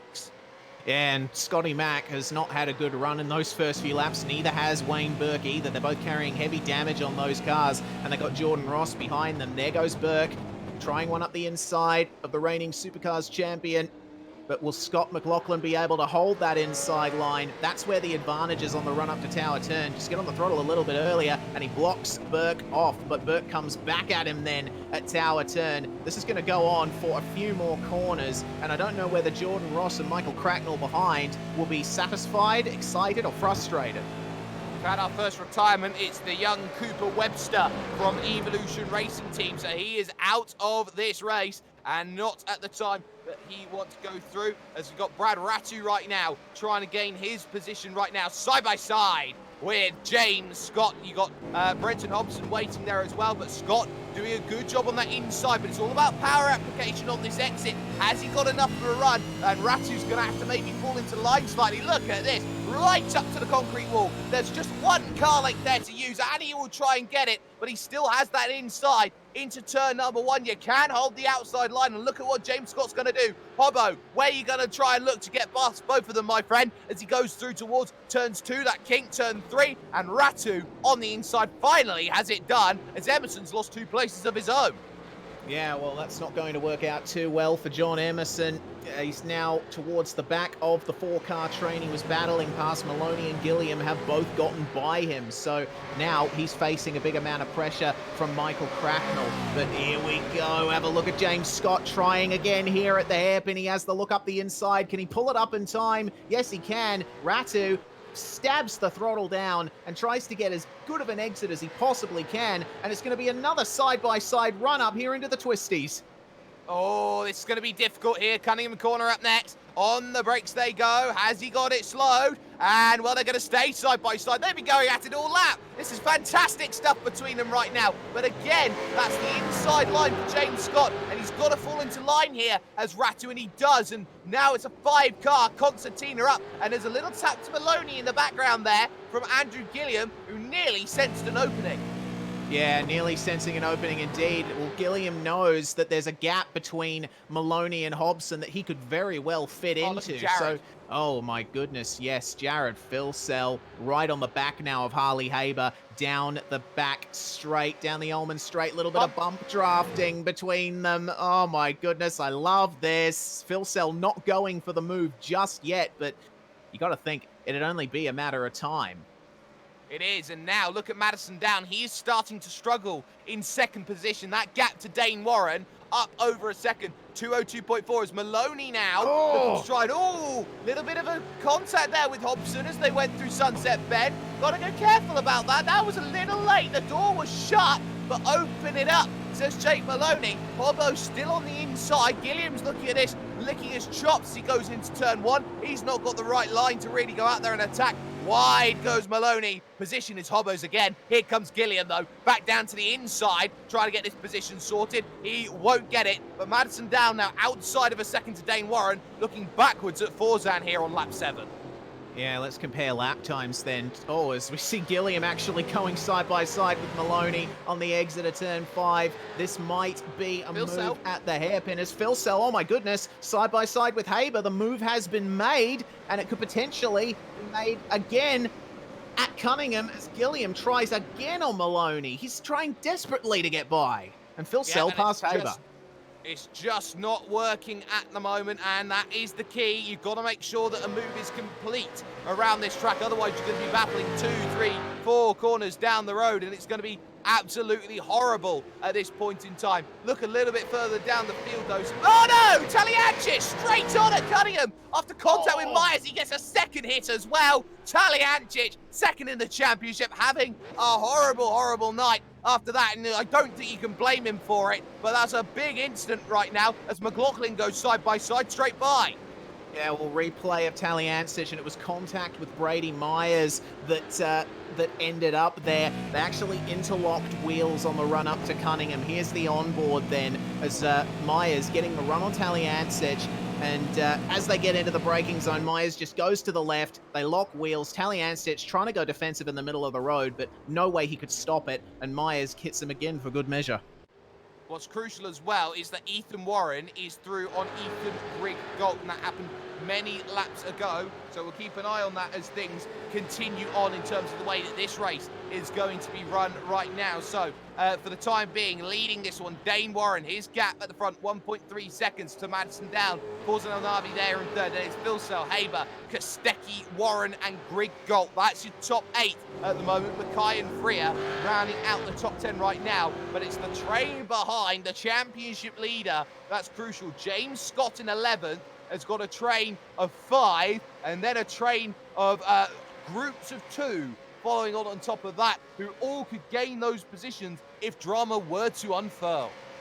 Yeah, well, Scott was a 10th faster than Ratu on that last lap, so he's got a little bit of confidence in that car, but we're just past the halfway point of this 14-lap race, and this is going to be the period where the tyres start to go off. The drivers are going to have to be really careful here. It's going to be the drivers that looked after their tyres the best in the opening laps that you're going to see coming back now.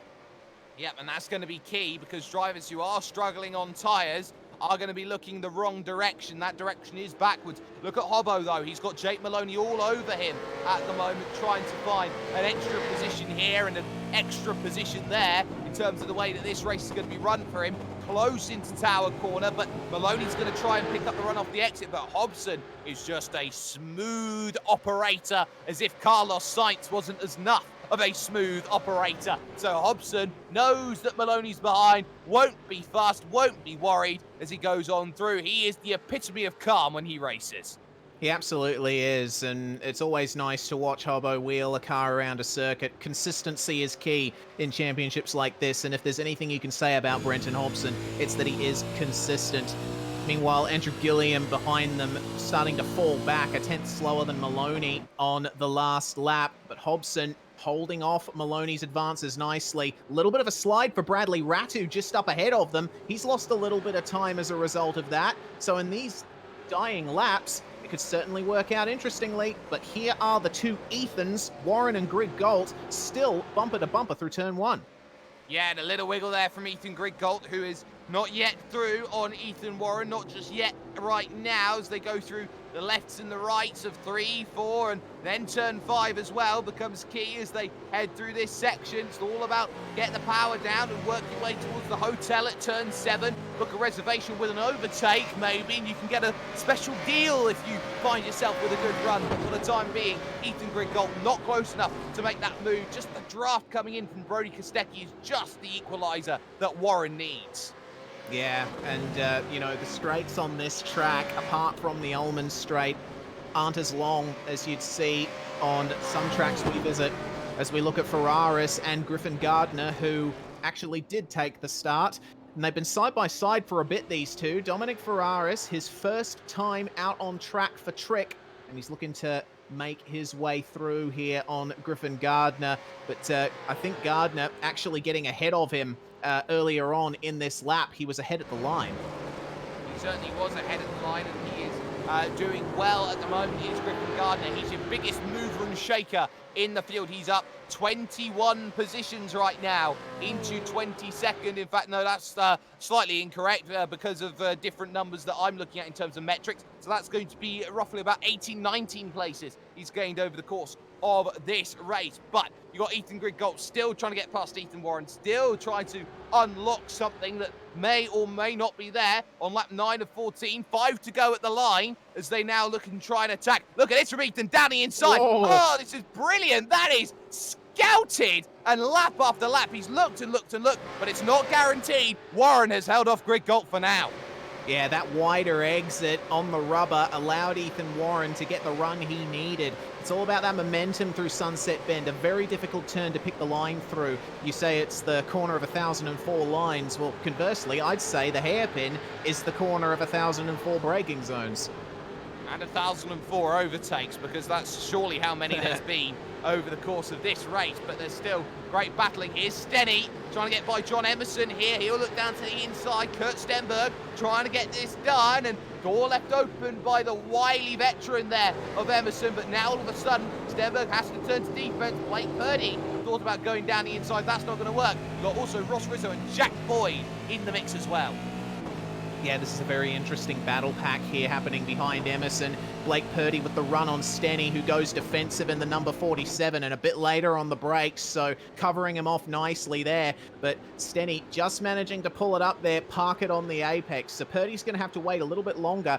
You also got to think about the pressure that Ross Rizzo and Jack Boyd are putting on these guys. Rizzo has been looking to make his way further up. Started in 25th, now is in the top 20 as a result. So another good consistent run from the Trick driver as Stenny ran wide through Cunningham. This is going to give the chance to Purdy potentially at Tower, but Stenny on the throttle a little bit earlier, covers him off again.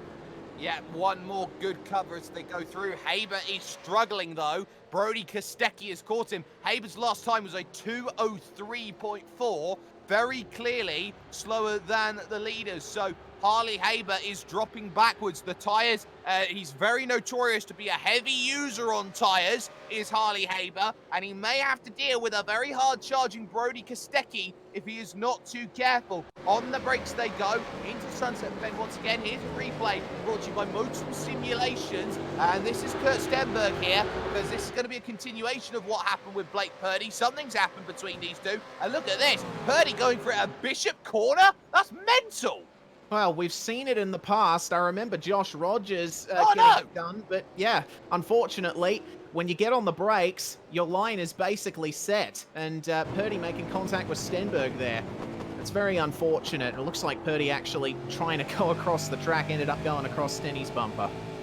Yeah, and that is going to be a hurt because the stewards will have a look at this side by side. Ross Rizzo going at it with Blake Purdy now. Oh, a little bit of a wiggle out there from Ross Rizzo. Wasn't comfortable being that close to Blake Purdy, and as such, he'll have to stay behind just for a little bit longer there. Jack Boyd maybe had a chance to capitalise, but wasn't quite in position to make that one happen. Brenton Hobson had... Oh, whoa, Kostecki and Haber. Kostecki actually taking the escape road at the hairpin, losing a couple of spots out of that. He's behind the two Ethans now. Obviously, would have made a mistake at the hairpin. So now...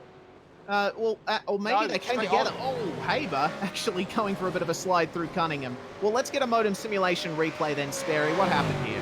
There was no contact between these two. It's crucial. Kostecki just went in too deep looking for the lunge, and he paid the price for it. So that's where he now drops. He's behind both Ethans now. And look at Harley Haber here. If we can come back to live, there was a slide that happened. But now it's a very, very awkward battle. Haber's looking behind him at two Ethans who are desperate to get through, and a hard-charging Brody Kostecki. Yeah, Kostecki on the lock stops there through the hairpin. So now...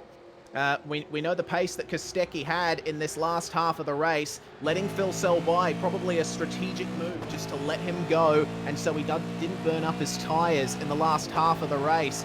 But now, this is a proper train, because Harley Haber is facing huge amount of pressure from Ethan Warren, and a move, I think, is definitely brewing in the twistier parts of the circuit, because as they come across the line, we'll be able to get lap times from all of these guys. Think about their pace. So as they cross the checkered, it's 2:05.4 from Haber, 2:04.083 for Ethan Warren. Haber's in big trouble here, and that is the lunge, trying to go for it in the wide entry to turn 1, but Haber covering it off nicely on the exit, just getting on the throttle a little bit earlier.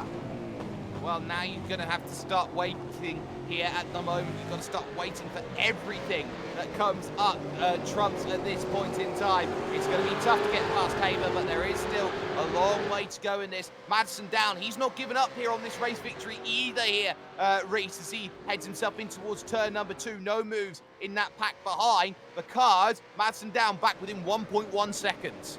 Yeah, nice turn of pace. Oh, Ethan Warren nearly looping it on the entry to the hairpin there. Rear left on the grass. That's something you're going to see happening a lot more tonight. Oh, yes, look at Boyd. Trying to get down on the brakes, but again, last of the late breakers is Ross Rizzo. He went to the Jean Alesi School of Late Braking. That's how late his brakes are, as he looks to try and gain as much as he can out of it, but there are no worries and concerns at the moment. Oh, a little look from Ethan Grigalt here to get past Ethan Warren. Warren, I think, just being tucked up underneath is hurting the tyres. Yeah, Warren's tyres probably getting hurt there, but Jack Boyd getting the move done at Cunningham. And oh my goodness, almost trying around the outside of Tower, but that's not going to be good there for him. That's going to give the run to Rizzo. Is this going to be another side-by-side through Bishop? I hope not. No, it's definitely not going to be side-by-side through Bishop. It's like Piccadilly Circus at rush hour. It is clogged at the moment as they all head themselves through these final few corners, heading to the Ullman Straight for what is their third to last time. There'll be 2 laps to go for your race leaders at the moment, which is currently still being led by Dane Warren. That gap still at 1.1 seconds, and still managing the race effectively is all that he needs to do at the moment. Still, Harley Haber with his train at the moment, and it's now got an extra inductee onto the Haber train. Jarno truly be proud of this one, because James Mackay's on the back now. Yeah, and drawing up to Kostecki in the process. You got to think about Tom Freer as well. He might come into the action on this last lap, but Haber's having a really hard time there as we take another look at the battle Stenny was involved in briefly. But Haber now, the cork in the bottle for this top 5, as we hear Brady Myers is in the pits, so that's no good for him. Potentially a drive-through penalty. That's going to hurt him in terms of what he wants. It is a drive-through penalty we are hearing, so that's going to drop him a little ways down the order, and not what he wants to see after coming down in 27th place overall. So there's a lot more to be gained from him in terms of the second race, but of course there is a lot of time that is going to come into play here right now. Look at Jared Vilsel though. He's thinking there's a podium in the offing here. He's caught for his teammate Forzan El Nabi. Yeah, and he was faster than him on just about every one of the last few laps. He's the fastest car in the top 5 right now, is Phil Sell. Got a great turn of pace at the end of this race. And the draft down the Ullman Straight is going to be what gets the move done here. But I don't know if he's going to try the bump draft just one more time like he did with Haber. Scott McLaughlin, meanwhile, looks like he's had a fair few dramas through Big Bend. He actually got spun. Wow. So a big spin then by Jordan Caruso then. So Scott McLaughlin, welcome to Scops. You've been turned around there, buddy, as things have happened out on track for him at the moment on the road. Also not around, and there you can see it there. The Team Penske car finding itself in facing the wrong direction, which is not ideal. Last lap though for Dane Warren, 1.3 seconds. It's on for 3rd place. It's on now for 5th. Here, as here's Harley Haber now. Look at this from Ethan Warren. Trying to go down the inside, open up the corner. Not quite finding it at the moment. We've got Mackay Kostecki, now Tom Freer trying to get onto the back of this as well as they head through the turns 3, 4 and 5 on the road, trying to get this move done at the moment. And Ethan Grigalt desperately trying to get in on this as well. He's not quite close enough, but it's all about the run off the exit here through Big Bend towards the hotel corner of turn 7. Comes Keith Vilsel still behind Forzan El Nabi at the moment. Do you dare dive? No, that's very early on the brakes there. You would have to feel from Ethan Warren. Harley Haber, yes, he is very, very good at being an aggressive offensive driver. The most underrated part of his game is his defense as he looks to go through, because he's holding back 6 drivers or 5 drivers behind him at the moment at a rate of a second a lap slower. That's how much he's having to fight. Dane Warren's got no worries though, 1.3 seconds clear of Madison down. Madison's been close, but this has been the story for year after year with Madison. He gets so close to these race victories, but he just doesn't have that extra second of pace, which gives him exactly what he wants. Still though, there is that Ullman straight, there is that sunset bend that becomes key. It is, of course, key for the podium right now. Philsell and Forzan still at it here as they head through the right and now look to try and open this run. Philsell looks incredibly close. He looks like he might have the opportunity to have a run here, and look at this from Forzan. He is starting to lisk over to the middle of the track to try and defend this move. Has Philsell got enough of a run here to dive down to the inside? He thought about it. He's really thinking about it, but he's not close enough. Dane Warren then will come through the final corner and he will pick up a massive race win here in the first race at Sebring. Second for down, drag race for third over to the line, and Forzan's got it by a nose ahead of that one there for Jared Philsell. And if you look behind, Harley Haber with a great drive to 5th place overall. Wow, Harley Haber, that would have been the defensive drive of his life, holding off the enemies at the gate. Meanwhile, Maloney and Gilliam still fighting hard across the line. It's going to be Gilliam ahead of Maloney there. They weren't able to capitalize on Ratu right at the end. And meanwhile, Adam Briggs, along with Thomas Hins, down at the final corner. This is quite the interesting battle that's happened. And, wow. I mean, My brain is melted. This has been a crazy race. Side by side, Caruso trying to make his way through here on the 996 of Anthony Winkleman, who's had a very quiet but very dramatic race, missing his rear wing. In fact, so is Caruso. He gets the move done and gets himself into the top 30 right at the end. Yep, and that's some good moves. Other drivers a little down the order there. Scott McLaughlin, who will come to the line, and the final driver on the leading lap will be Anton Di Pasquale, who had to come down in onto pit road, the 99 machine. And so his race was very much, how far can I fight back? And the answer was he couldn't fight anywhere back. He's 30 seconds off of the back of anybody else, and that includes the Super Split 2 winner, Zach Hanlon. But let's spin a wheel, why don't we? Because we've got a reverse grid coming up for the next race. This is where we are going to start wondering. It's 10 to 25. Let's get a spin. Let's see where it will land. And so it begins. Where will it land? 22. All right. P22. So that will mean pole position will go to Ross Rizzo. Griffin Gardner, who started dead last, is starting on the front row here, Reese. That is going to be an interesting race. That certainly is. I mean, Griffin Gardner, with some spectacular drives in V8SCOPS in the past, what can he pull off from that second spot? Ross Rizzo knows what it's like to taste the champagne in the winner's circle as well. But we're going to have to find out. Those are our race results then, Sperry. Yep, they are, and they are up on screen right now. Dane Warren, 28 minutes, 38 seconds, picks up race 1 by a margin of 1.4 seconds over Madison Down. Forzan Elnabi will come home third, with Jared Philsell fourth and Harley Haber in 5th position, making it a united 3-4-5. Ethan Warren finishes 6th, with Ethan Griggolt behind in 7th, starting where he finished. Brody Kostecki up 4 places to 8th overall, with James Mackay in 9th and Tom Freer rounding out the top 10 for pursuit. Our championship leader, James Scott, unfortunately could do no better than 11th in this one. He finishes 4 seconds, nearly 5 ahead of Brenton Hobson, who had a fantastic battle with Bradley Ratu, Andrew Gilliam, and Jake Maloney behind them. They round out the top 15. Brett Loxton for Zuba Racing coming home in position 16. The veteran John Emerson coming home in 17th position, with Blake Purdy making it another pursuit car there in the top 20, which is rounded out by Jack Boyd and Kurt Stenberg. Yep, some good racing from them in the middle. Griffin Gardner will start on the front row for the next race. He finishes in the blackjack position at 21st, and 2 little ducks for Ross Rizzo means that 22nd is going to be his pole position for the next race. On the outside looking in is his teammate Dom Ferraris. He will start from 23rd. Jordan Ross, not the best race from him. 24th, he got spun early on. Adam Briggs, 25th for him. Michael Cracknell, 26th. Then it's Thomas Hins. Glenn Postlethwaite had to serve a redress during the race. Michael Taliancic went around. He gets 29th. Corey Preston in 30th. Up from 36, so it was a gain for Preston at the end. Not a gain for Brady Myers, though, in position 31. He started in 18th and had quite a few dramas. Andrew Dyson finishing where he started in 32nd position, with Jordan Caruso coming home behind him in 33rd. Anthony Winkleman in 34th, with Jake Blackhall in 35th position. Scott McLaughlin, he'll be wanting better from race 2 after the dramas he suffered. So will Zach Hanlon, our split 1 winner, as well as Anton Di Pasquale, Wayne Burke, and our sole retirement there, along with Wayne Burke, Cooper Webster.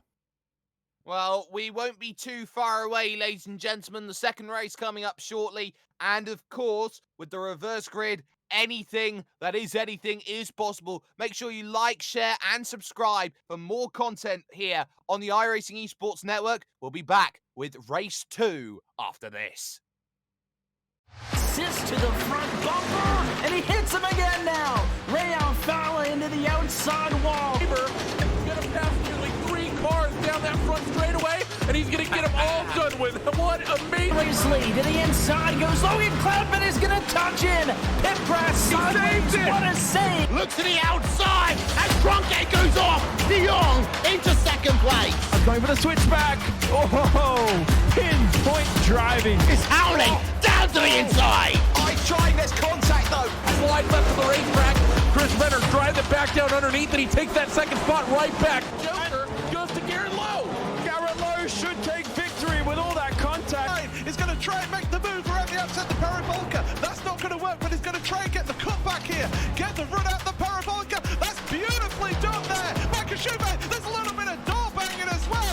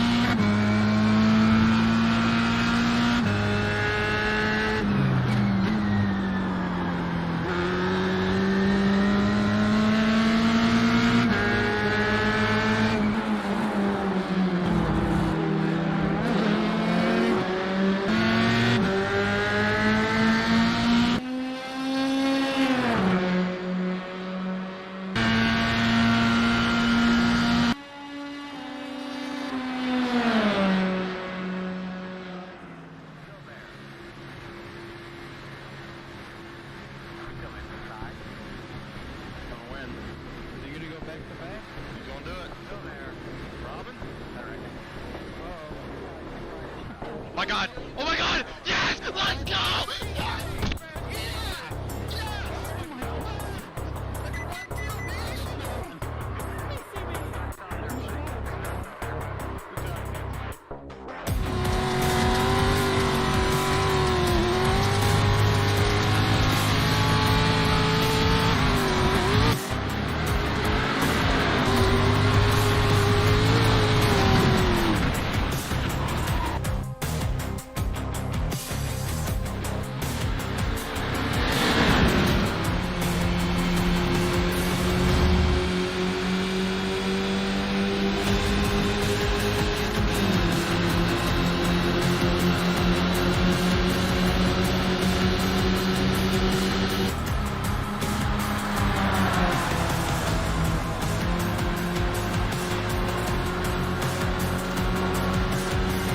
So these guys are going to have to be smart. Those guys in front of them are racing their own race, but it's getting tight. I think Nathan Lewis he's got to be pretty cool. He's going to send it right on the inside, and he's going to take that position.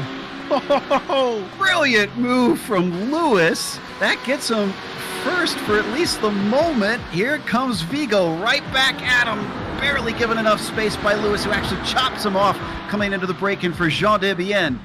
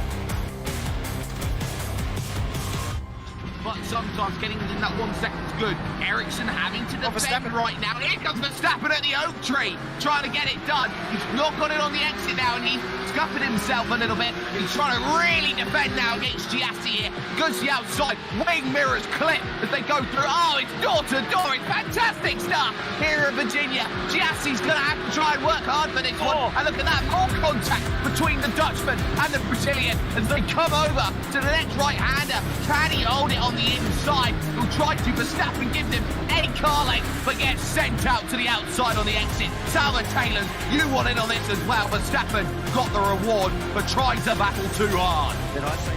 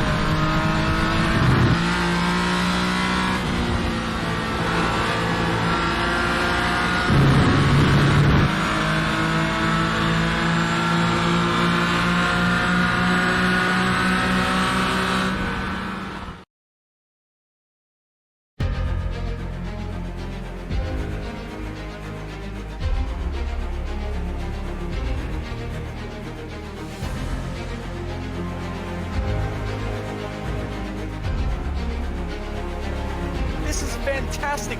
This is GT racing right now. He's got traction, he's got rhythm, both of them! Maloney! Oh, he's taken Anderson! Anderson's up top! Oh my God! Big crash! Oh my goodness, half the field's gonna get rolled! Sec's very close. These guys are want to make their way through the field very quickly. Oh, there we go! Oh no! That's massive! This is it! This is over! I can't believe this! Oh my God! God, what?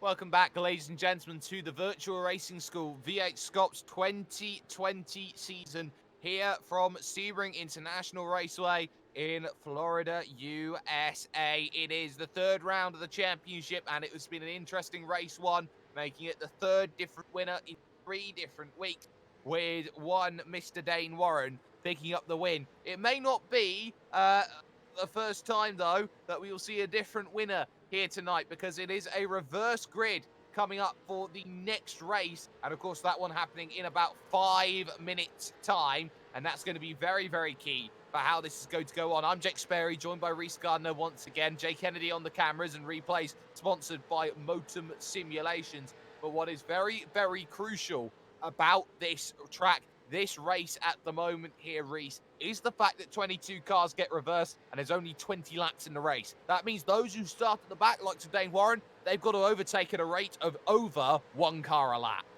Yeah, and that is way easier said than done at the best of times. It's going to be difficult for our top 5 finishers from race 1. Dane Warren, Madison Down, Forzan El Nabi, Jared Filsell, and Harley Haber. They are starting down on the verge of and outside the top 20. So 20 lap race here, no pit stop once again. So it's going to be an all-out sprint. But one thing we should consider is the fact that the reverse grid and the chaos that it can produce, we could be looking at a safety car in this race. We certainly could be looking at the safety car, and in fact there was a safety car the last time there was a reverse grid race around here, and that was one which Cooper Webster took advantage of and drove home away from to pick up the victory overall. Drivers like Anton Di Pasquale and Scott McLaughlin, they're going to be trying to fight this one from outside of the top 25. They'll just be looking to try and get as high up as they possibly can. They'll be starting right towards the back. Someone like Scott McLaughlin, though, it's not the first time that he's been in these sorts of fields, so to speak, here, Reese, because, of course, he does have a Bathurst 1000 podium here in Scops, and that was very, very far back, all the way in the very first iRacing, not even iRacing Bathurst 1000, in the first ever Scops Bathurst 1000. Yeah, and that was some years ago too. And, you know, Scotty Mack, going the way he has in the last few years, has come so far from where he was when he first came onto the iRacing service and was racing in his real-life racing career. So he's no stranger to this kind of field and this kind of competitiveness, but driving as an endurance driver, very different to doing one of these solo sprint races. Well, it's very, very key that this is going to be cooler weather conditions right now, 38 degrees out there, and the wind has completely died down out there on track, so that's going to be really, really key. And I do believe we are going to get an advancement into the race maybe a little bit earlier than predicted here, is what we are hearing from race control at the moment. There's just a couple of minutes to go before we get ourselves over to that. It could happen at any second time. But Reese, very quickly, track conditions, they are cooler than race 1. They definitely are. It's after 3 p.m. in sim time. It's actually 3:45 in the afternoon in sim. So the sun is past its zenith, and there is less heat, less rays hitting the track. And you also see that there's some clouds passing over as well. So we should see lap times a little bit quicker in this one, and the drivers will have a bit more grip to play with. Can I just commend you on using the word zenith in a sentence? It just came into my head. I'm glad you liked it. Well, it seems that the dictionary did have some use after all then. As, it did. Things I should probably fish it out of the garden, shouldn't I? Yeah, you really should.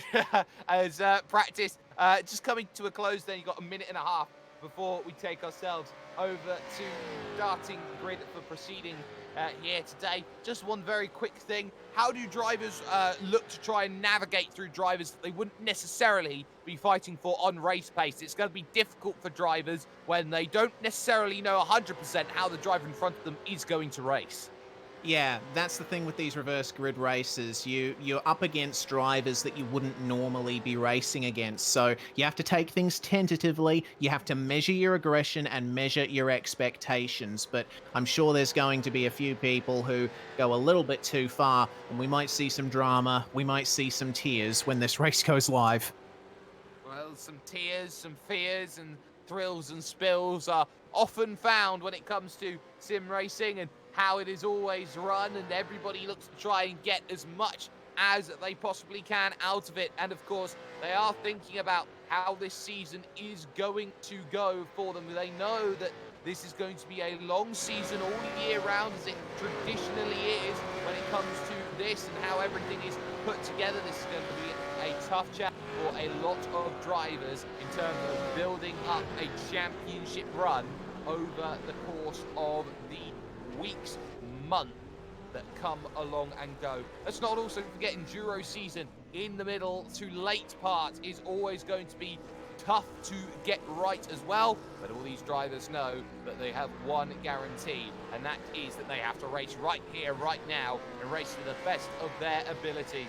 Practice is over, and we'll very quickly scoot on through the grid for you. It will be a pole position then for Ross Rizzo, who will be on the front. Griffin Gardner alongside. Stenberg goes from third with Jack Boyd fourth. Blake Purdy in fifth position with John Emerson sixth. Loxton in seventh. Maloney eighth. And then it's Gilliam and Ratu ninth to 10. Brenton Hobson in 11th place. Championship leader James Scott starting from 12th. Tom Freer and Lucky 13th. James Mackay and Brody Kostecki rounding out the top 15. Ethan Griggolt starting from 16th place. Got a lot to do there. Ethan Warren, Harley Haber, Jared Filsell, and Forzan El Nabi rounding out your top 20. Yeah, and there you can see the rest of the drivers scrolling down, including Madison Down and Dane Warren. They've only got a minute this time get themselves up onto the grid. They've got to race 6 more laps than what they were doing previously, but they know that it's going to be a tough and tall order for drivers to hold on to places here today in this second race. So keep that in mind. Everybody is going to be pretty much on tenterhooks as they all try and race. A minute on the clock. Light procedure starts on top of the iRacing gantry. And let's get ourselves going at Sebring, starting right now. And they get themselves underway. Good start from Gardner. Better start from Steady. Immediately, Rizzo bogs down in the second phase of acceleration and gets swamped. 3, 4 cars go by. 5 go by. Almost into turn number 1. And it is going to be Griffin Gardner who has got the perfect run here through turn 1. Stenberg's going to come straight back. To the grass goes Jack Boyd. He saves it as they go through side by side. Turn 3, big crash in the background. Oh, that's huge. Tom Freer heavy into the wall. This might be a safety car out of this. We got a couple of drivers involved. That's Brenton Hobson. Really unfortunate down there. And Bradley Ratu as well involved. I thought I might have seen James Scott as well. He's carrying some very heavy damage. Harley Haber too. Well, we talked about this, Sperry. It's all gone wrong. Gone wrong for McLaughlin as well. He's got technical issues. He's missed the start as they go into the chicane for the first time. We'll get replays in a bit because look at this behind. You've got Jack Boyd, John Emerson, Andrew Gilliam, Jake Maloney. Oh, that's Madison Down having to go wide with a slowdown. Gilliam, oh, shade to sideways so they go through, nowhere to go. For the ERT machine trying to gain positions. That's Ethan Warren down the inside trying to go through. And they scrap for the race lead again here. Stenberg and also going to be Griffin Gardner going at it door to door as they head to Tower Corner. My goodness, Stenny having to let Gardner go there with that outside line. Now he's going to be facing pressure from Blake Purdy and Brett Loxton, who find themselves fighting now for this race lead. It's a 4-car train, but have a look at the freight train here in the midfield with our top 10 from race 1 mixed into this. That's a big move there for the United Esports car, who manages to just pull it up, and oh my goodness, there's that. Oh, it's Jake Maloney going straight on. Oh, that's an interesting re-entry. Yep, and Kostecki made a lot of room with a slowdown penalty, so Kostecki's going to have to drop a whole heap of positions. It's going to be 3 wide now as they head themselves to Sunset Bend, which is not going to be ideal. Oh, slide! And that's going to be Ross Rizzo there, having a huge slide with Brett Loxton going through the final corner and getting himself back going again. How has this been a lap? It seems like a million things have happened at the moment. Gardner lead, Stenberg second, and they are going to keep on fighting as they go through side by side for 4th place. And Ross Rizzo, I think, may just have this one sorted. He does. Yeah, he does indeed, but replay of the start here. You see Ross Rizzo bogging it down and Stenny getting that jump, but we're going to focus on Brenton Hobson because that was the crux of where the incident happened, and it was on the run up to turn 3 where the track really narrows. They were going 3 wide, 4 wide through turn 1. Car off on the gravel. I think that might have been Di Pasquale, and Brenton Hobson turned around there. Cars just getting into each other. Haber very lucky to not go straight into the wall there. Yeah, incredibly lucky. He's done well in that scenario, and that happens quite not as often as they'd want to, but they're still battling at the moment. Dane Warren now up in 16th place, up 6 places off of the start, but they are still fighting. Maloney and Ferraris going at it now as they head through the Fangio S's up towards Cunningham Corner. It's very much easy pickings there for Maloney on the brakes. No worries about that move being made as they go on through. Somehow, all of that stayed green as we continued on racing. You got Boyd, Emerson there, Greg Galt, Ethan Warren there in the mix as well. Once more, the 2 Ethans trying to work together through the field, not teammates as such, but the veteran John Emerson now having to play defense. Yeah, in a very big defensive game he'll have to play versus Greg Galt, but he runs wide. Oh, that's not going to work out well for him. He's going to lose positions to both of them out of that. You get on the brakes a little bit too late. You don't hook up that apex. That's what happens. Emerson trying to get the run there out of the Le Mans curve, and Warren trying to go defensive on him. They make a bit of wheel-to-wheel contact. Warren not willing to budge, but he gives Emerson the room, and that's going to be a position done. Emerson now facing pressure from Madison Down and Forzan El Nabi, who are getting themselves up into the top 10 here. El Nabi and Down could be going side by side here through turn 1. They certainly can be, and watch this then as they head on to the brakes. Who's going to be the last one there? And it will be Madison Down, who does a good job, but is there an up and under coming here from Forzan? Ever the wily character, as he looks to try and make his move. Has he got enough room? No, he does not, so he will have to sit into line and wait at the moment. Dane Warren as well, looking like he's got a move sorted straight through on James Mackay. That's perfect, as he needs to chase down Phil Sell and the train in front of that as they continue on their scraps. Griffin Gardner, though, starting to pull out a gap here at the front of the field. Yeah, it's been a very consistent run from Gardner so far over the 2 laps we have completed so far. And oh my goodness, Madison getting through there on Mr. Blake. Emerson. Oh, Blake, John Emerson. John Emerson. We shall correct ourselves there. So that's going to leave the door open for El Nabi too. Is he going to try and get through here? He's got the braking zone sorted. He's on the inside. Looks like this might be a pretty easy move done, but we know Emerson knows how to drive these things. He holds it side by side. Have a look at Jordan Ross right behind these guys. He's looking to capitalize definitely. Oh, That's no. far too deep from Emerson, and look at that, freebies. No, it's not a freebie, round you go. The cookies were stolen, and just like that, there goes Jordan Ross, and he finds himself looking a little bit red-faced and sheepish there. He got his hand caught in the cookie jar. He certainly did. And have a look at Jared Philsell trying for that move. Might have gotten a slowdown out of this. We'll have to see if he pulls over on the Ullman straight. Oh, yeah, there we go. Moves over and I think might be lifting. There we go. Tapping the brake.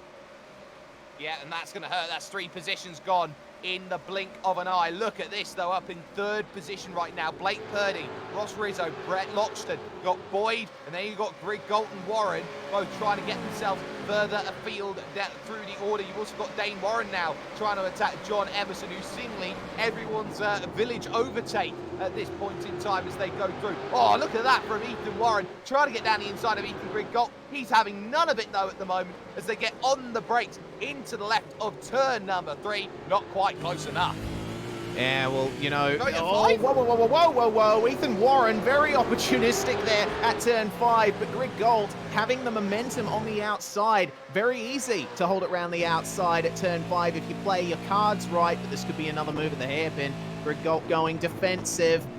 But you know what? With the side-by-side running, you see Madison down right behind these guys. He wants to capitalize on this too.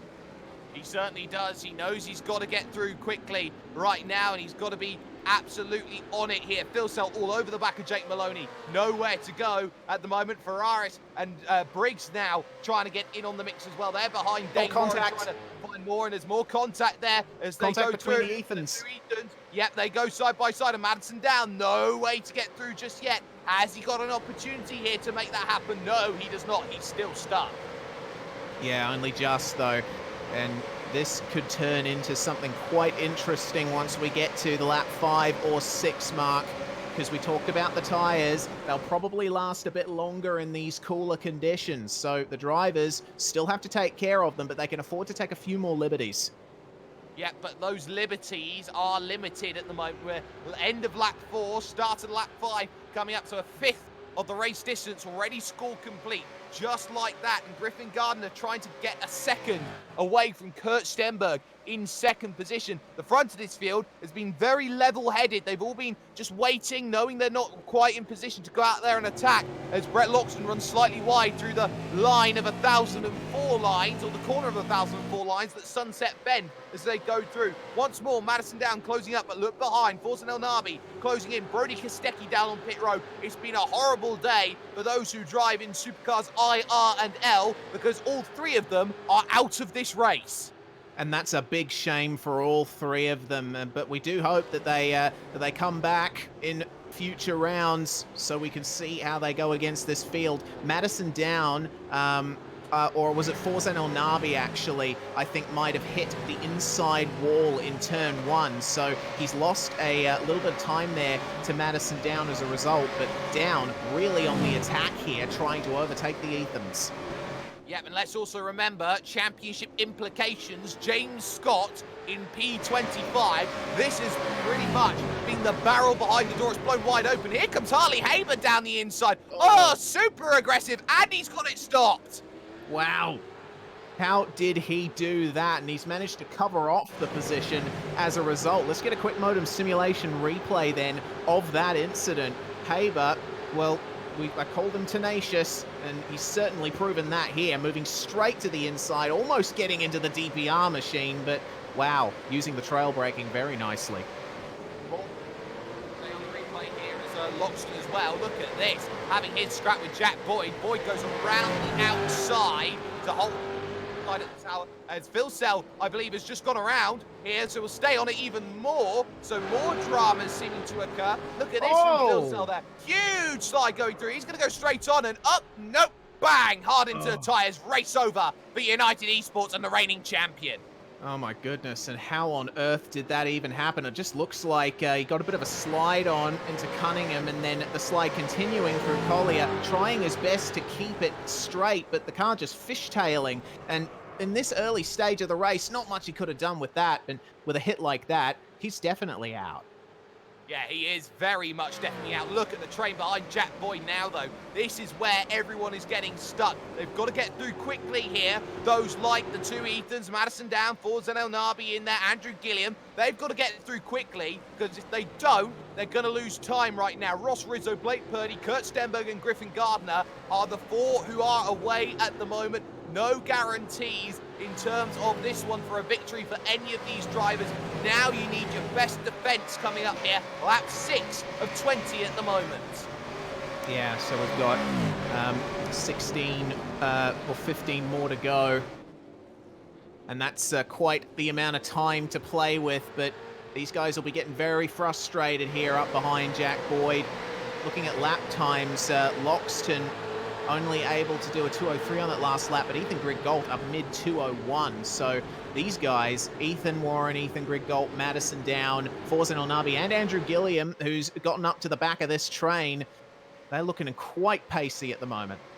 They certainly are, and that's going to be key here. Who is the paciest as Ethan Grigol makes a mistake, gets attacked from behind as well from Ethan Warren. So the two Ethans come together. Madison Down has a run, but he can't utilise it here through Bishop's Corner. He's not side by side. You can't attack this section. Maybe a lunge down the inside is possible here at this right, but not available at this point for Ethan Warren. He's trying to set up Sunset.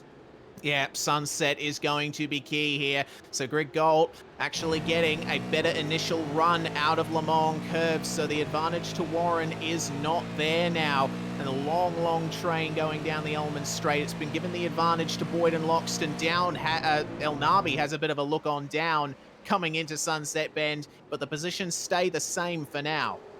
Side by side behind, this is Briggs against Dom Ferraris. This has been a good little scrap between these two, but there they go through Sunset Bend. Dom Ferraris not quite able to break away. Briggs not in a position to attack as they head into turn one. There goes Ethan Warren down the inside. That's bold, it's brave. There's contact between them. Madison Down's going to try and filter to the inside here to get this move done, and look at this. Now they're playing Noah's Ark Racing here. They're too wide, they're too deep. As they go through this corner, Madison Down and Ethan Grigol, they come together through turn three. A little bit of door-to-door. Gilliam trying to get past Ethan Warren at the moment. Madison's got his move done. Gilliam still trying to fight. Blocked by El Nabi. Yeah, Gilliam's in a really awkward position right now. There was nothing he could do. There was no room for him to advance and all of that. And as a result of that, they've all lost a bit of time. They can gain it back on the following straights, though. Oh, a little bit of contact between Warren and Gilliam. Good on Warren to save that one. But now, have a look at James Mackay. He's right on the back of his teammate Gilliam as a result of all of that. This is what desperation does to drivers. They don't think forthright. As down to the inside, Gilliam's got in deep. Has he got enough of it, though? Oh, yes, he has. Wow. How's he slowed that up? But there's no guarantees yet here as they head to Tower. Oh, he's going to have to take to the grass here. They bump again, twice, thrice even as they head into Tower Corner. And they're going to have more contact. And out there to the outside goes one Ethan Warren as he finds himself a receipt for what he had going. And now there's brother Dane behind, wanting to find a way through as well. Mackay doing well, Gilliam there as they go on forward. Still though, front four, calm and serene. Yeah, very calm for Gardner, Stenberg, Purdy and Rizzo. And Dane Warren, who we're riding on board with, is the fastest car on track right now. Remember, race one winner. He wants to try and repeat that or get as far up the field as he possibly can. Now he's up in the draft behind his brother, looking to take advantage. But this train continuing super tight between these guys. Super tight, very much it is, and at this point in time you'd have to feel like every single position is going to matter. Here's the two Altus cars going together. Simon Feigl will have fingers over his eyes, hoping they don't come together here into turn one, and there is no change of position at the moment. Ethan in front of Dane wanted to prove that he is effectively the Michael Schumacher of the two brothers. Oh, Briggs and Ferraris side by side on the exit of turn one. That's move done there for Ferraris. Excellent racing between those two. Wayne Burke also making some moves there on John Emerson. But we return our attentions then to Madison Down, who is continuing to try and advance. El Nabi still having a look there at Ethan Griggolt. The top 10 battle not over by any stretch, but it's certainly giving a very nice advantage to that top four, who are very spaced out right now. Rizzo has got a few seconds back there to Jack Boyd, and he's faster to boot.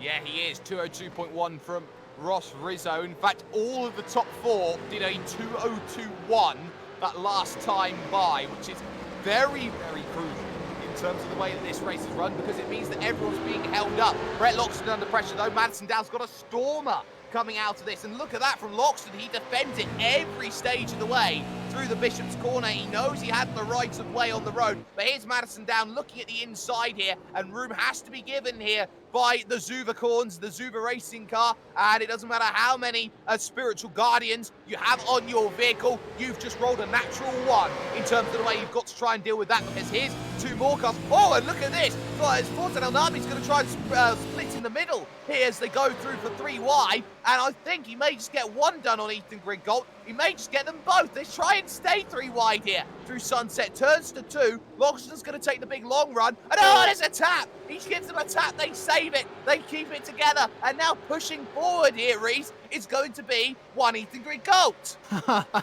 I love this. This is fantastic. There goes Ethan Grigault to the inside, trying to look for a move there on Loxton, who's continuing to hold off the advance from Forza Elnabi. Tell you what, this is given a huge advantage to Madison Down right now, but you can tell that Elnabi and Grigault are starting to get frustrated here. Yeah, and we're not even halfway through this race right now, and that pretty much says all you need to know. Gap over a second now at the front of the field for Griffin Gardner. He's pulled the gap out to 1.1 seconds. Stenberg's falling backwards into the clutches of Blake Purdy, and that's going to be crucial in terms of how this race is going to go. Here comes Forza Elnabi down the inside of Brett Loxton, and finally he thinks about getting it done, but Loxton's going to keep on scrapping. Yeah, he's going to try and keep it side by side through Fangio, but Elnabi getting the exit there. Grigault trying to find some kind of room on the inside. Loxton giving him just enough room and no more. This could be another outbraking from Ethan Grigault. No, it's actually going to be an outbraking from Brett Loxton to try and hold the outside here. So he's holding the outside versus Grigault. Elnabi is now ahead. He's safe, but can Grigault keep that momentum up, get the inside line for Tower Turn? He does. Gilliam's going to try and follow him through now. That's the thing about this track. Dane Warren as well looking to get through. He's side by side with James Mackay. This track, every corner flows into the other, and it can affect your entire lap if you make one mistake. Oh, Ethan there trying to get by Mackay, who had to lift off through Bishop Corner. Very nearly some dramas there, but they all hold it together as they go through the right onto the Oldman Straight once again. No dramas then as they head on forward, but this pack is ferocious and it is hungry. You can see hard to the inside goes Andrew Gilliam. Here comes Dane Warren to the outside, trying to get it done at Sunset Bend. Here as he now becomes a cork in a proverbial bottle, as he now tries to get up and under. Gilliam slightly left the door ajar, and he's going to try and pick it open, prise it open, but not enough run on the exit. My goodness, how close was Gilliam to the tyres on the exit there? They jut out, and if you run slightly wide on exit, that's done for you. There goes Warren up the inside into turn 1. Gilliam held up slightly there by Brett Loxton on the outside. So, bit of contact. Wheel to wheel. They both managed to keep it together. Dane Warren now is thinking, please, just let me go. Oh, side by side again. Gilliam off the track. Warren sliding. They're both off. They're both off and into the wall. Oh, well, Warren finds the tyres. Gilliam gets away with it. The stewards will have to have a long, hard look, because I thought that was 6 of one and half a dozen of the other. You give what you get, and that's what they both deserve for that sort of racing. There's a fine line when it comes to racing like this, Reece, and I think they both crossed it. Well, we'll get a modem simulation replay of what happened and exactly where this line was crossed. So Warren was all fine going for this move on Gilliam here. I think Gilliam was thinking about going up the inside of the car in front, Brett Loxton. But yeah, they make contact there, and already the red mist will be descending on Dane Warren as a result of that. Gilliam's trying to hold on to the position. Warren tries to get the line, but unfortunately there was just no room. Yep, no room at all, and it's such a tight area of the circuit there through 3, 4, and 5. It's single track for the most of it, and look at Madison Down right now, desperately trying to close up to Jack Boyd. He is the fastest driver on track with a 2:02.2 that last time by, but get this, it's only 0.2 of a second quicker than your leaders. Griffin Gardner is safe and clear unless the tyres hit a cliff. Steady in second. Purdy now looking backwards at 3rd position with Ross Rizzo trying to recover.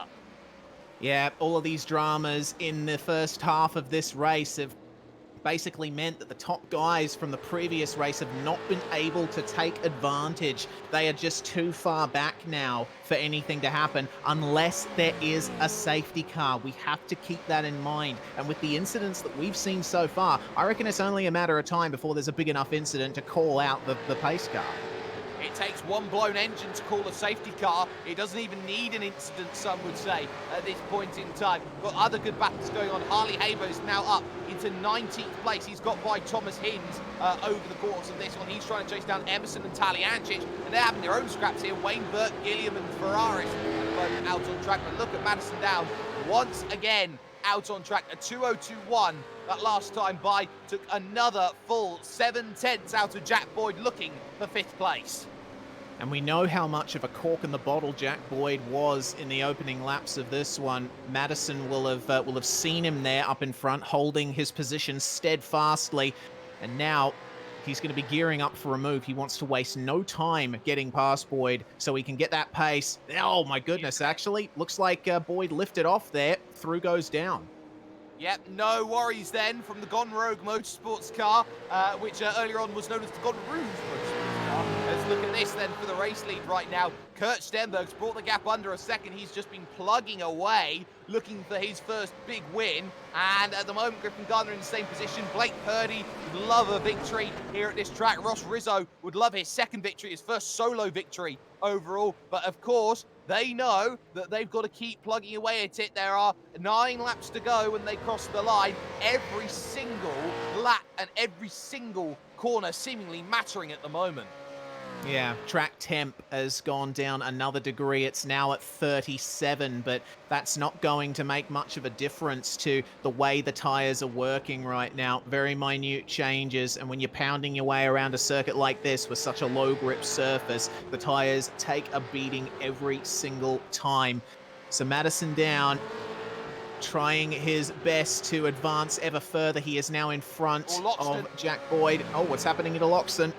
Mistake through the final corner. Here comes Mackay trying to get the position up. This is for 9th and 10th place on the road. So we'll see if this one can be done into turn 1. It looks like it can be. Behind that, you got Ethan Warren, Jake Maloney. Both there. It was slow through that final section. And there's one position then for Mackay. Here comes Warren trying to pick this up as well. Or is he going to run into the same problems as Dane is? Oh, he absolutely is. Because they come together. Same place. Maloney's going to pick one up. But Loxton is struggling.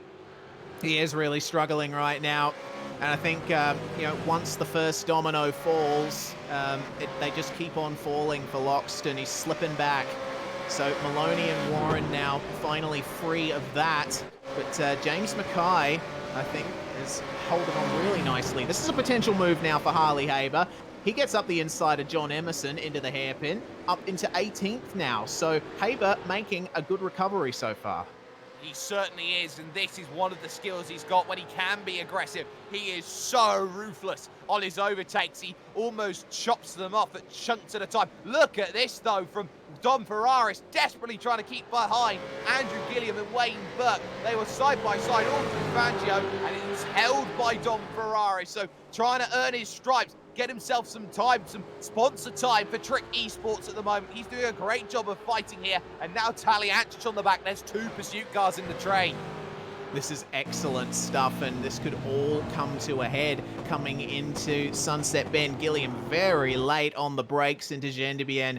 And will he be able to carry that momentum into Le Mans Curve? He wouldn't want to go for the move right now because that would ruin his run down the Ullman Straight. Well, it looks like Ferraris has gotten enough of a run to just extend the lead a little. And that's going to stay the same for now. But Maloney really starting to pressure now this Altus Esports car of Ethan Warren.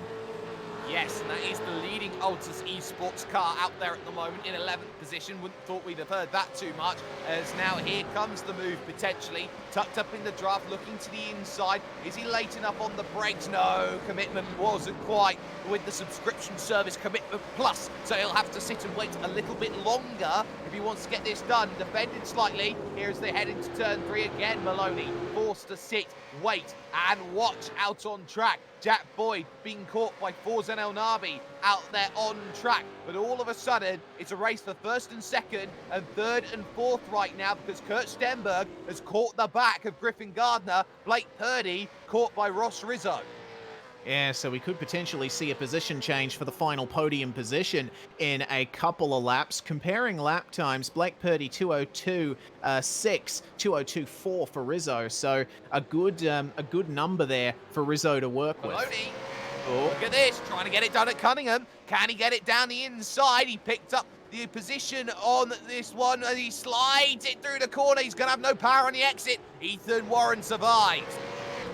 Only just for now, but once you get on that slide in these cars, very hard to recover and maintain that momentum. He'll want to get a nice run out of Tower, Will Maloney, and they stay nice and even for now. But I tell you what, Ethan Warren going to be really feeling the pressure right now at the back of the top 10. Oh, he certainly will, and this is the thing. These drivers are fighting hard, and a lot of drivers who have been in the middle of that pack, let's not forget here, Reese, have had to use a lot of tyre life up to make these overtakes, and that's where they now find themselves in trouble. Guys like Madison Down, Forza El Nabi and co, they don't have the tyre life to go out there and attack the same way. That's why they are matching these times at the front. And look at this as they go through. El Nabi straight through on Jack Boyd. Another position made that time by. Let's keep an eye out on Madison Down's time as he crosses the line. Does himself a 2:02.3 that last time by compared to a 2:02.8. So he's found half a second on the leaders that last time by. Maybe it is starting to come into Madison's favour right now. He's only 3 seconds back of Rizzo. He'll catch them before the end. Yeah, but will he be able to get past them is the question. We already know how difficult it is to pass at Sebring, especially in these twisty sections you see them going through right now. And Rizzo not been able to make much of an advantage there on Blake Purdy in the last lap either. It was he was a tenth slower than Purdy last time by, so he'll have to try and bring the tyres back in, get some of that grip back. Oh, big slide from Corey Preston. He tries to get by John Emerson now. Oh, gives him a little bit of a fender bender for his troubles as he goes on through. Cooper Webster trying to get in on that, as is James Scott in 23rd position. James Scott will be hoping that everyone just has a big pile-on, so to speak, as they head themselves down into the rights. It does not happen at the hotel corner. Oh, a bit of a bump there for Cooper Webster there. He won't be too pleased about that, but John Emerson's just been going backwards all race long, and suddenly there's 2 ERT cars trying to go, well, down the inside, soon to be around the outside. Yeah, goodness me. Cooper Webster and James Scott with the double-pronged attack here. Emerson facing the pressure from Webster. Can he hold the outside through here again? We saw him do it in the past. A little bit of contact, banging wheels between Emerson and Webster. And he stays ahead just for now, but the frustration will undoubtedly be mounting in the ERT camp because you can't just think about them. You got to think about Michael Cracknell as well. He could stand to gain. Ethan Warren's got to redress to Brett Loxton after contact earlier on. So that's going to be key that we're hearing. I believe Ethan Warren's got to redress. Okay, that's going to hurt him a lot because you see the gap between himself and Loxton at the moment. And also hearing that Dane Warren is also having to... it's going to be a post-race penalty, actually, for Dane Warren for his hit on Andrew Gilliam. So we'll see what Ethan Warren does here. Brett Loxton fighting with Adam Briggs there for 13th position up behind, and he's going to give up a couple of seconds at least. Well, here's Adam Briggs trying to get this move done. Can he get the move done here into turn 1 on Brett Loxton, who's going to be fighting incredibly hard here over this one. Into turn 3 they go, and Briggs is very, very late on the brakes, but has he got the power into turn 5? He gives enough room through 4. That's the trouble corner, and then through 5 it is safe. 6 laps to go then here at the circuit of Sebring. And also you have to look at this. Griffin Gardner's got that 1 second again. Purdy still holding off Ross Rizzo, but not by much. Yeah, the gap is still quite close between these two for the final podium position, and Madison is starting to close in as well, running 5/10 quicker than these guys on the last lap as well. So with 5 laps to go at the line, yep, here comes the redress. Yeah, and Ethan Warren is timing this one perfectly. He wants on the power, immediately going back after Brett Loxton. He's there, he's through. He's got to do it side by side behind, though. This is Wayne Burke. And also, Dominic Ferraris is a big moment behind. Oh, look at that, Wayne Burke all the way to the right-hand side. Nowhere to go for Haber as he looks to try and find a way through. But Ferraris, oh, contact there. Haber just about gets away with that one as well, as he had to dive for the inside as they go through. No qualms about it, though. You can see how hard Ferraris is racing for it. Yeah, and how hard Burke's racing for it too as he goes for the move. Coming into Gendebien, bit of a contact there, big contact. Round goes Burke, and oh my goodness. In the midst of all of that, Taliancic facing a disadvantage too. But Harley Haber, I think, would be lucky to get away with that. And Ferraris, I don't know. Well, this is going to be interesting. Haber's going to try and get past Ferraris, A, S, A, and P. That section, on the brakes he goes, replay, moves done in the meanwhile, but this is the replay. Look at this from Taliancic's perspective, doesn't see where the car is. Oh no, it's gone the line I've chosen. I've got to go a million miles. Got to go out to Narnia and back to try and get that, and then he comes back with a bit of contact. Yeah, he does indeed. So not the best run there for Taliancic. fighting with Hinsey. As we hear Ethan Warren is now back through on Brett Loxton, and the move was done cleanly this time.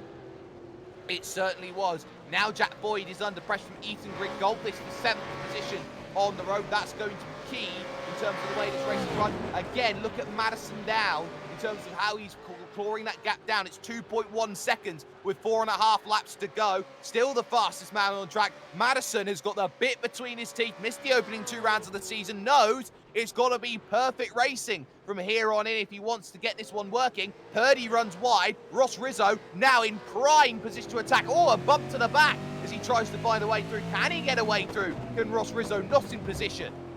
No, not quite far up enough to get the move done out of Tower, but he gets a better run out of Tower. This could be a side-by-side through Bishops, and we've seen this happen in the past. Purdy gives him just enough room. Rizzo stuck on the outside, almost getting into the grass, and he just slides his way up the inside, has a look, but nothing doing for the moment once again.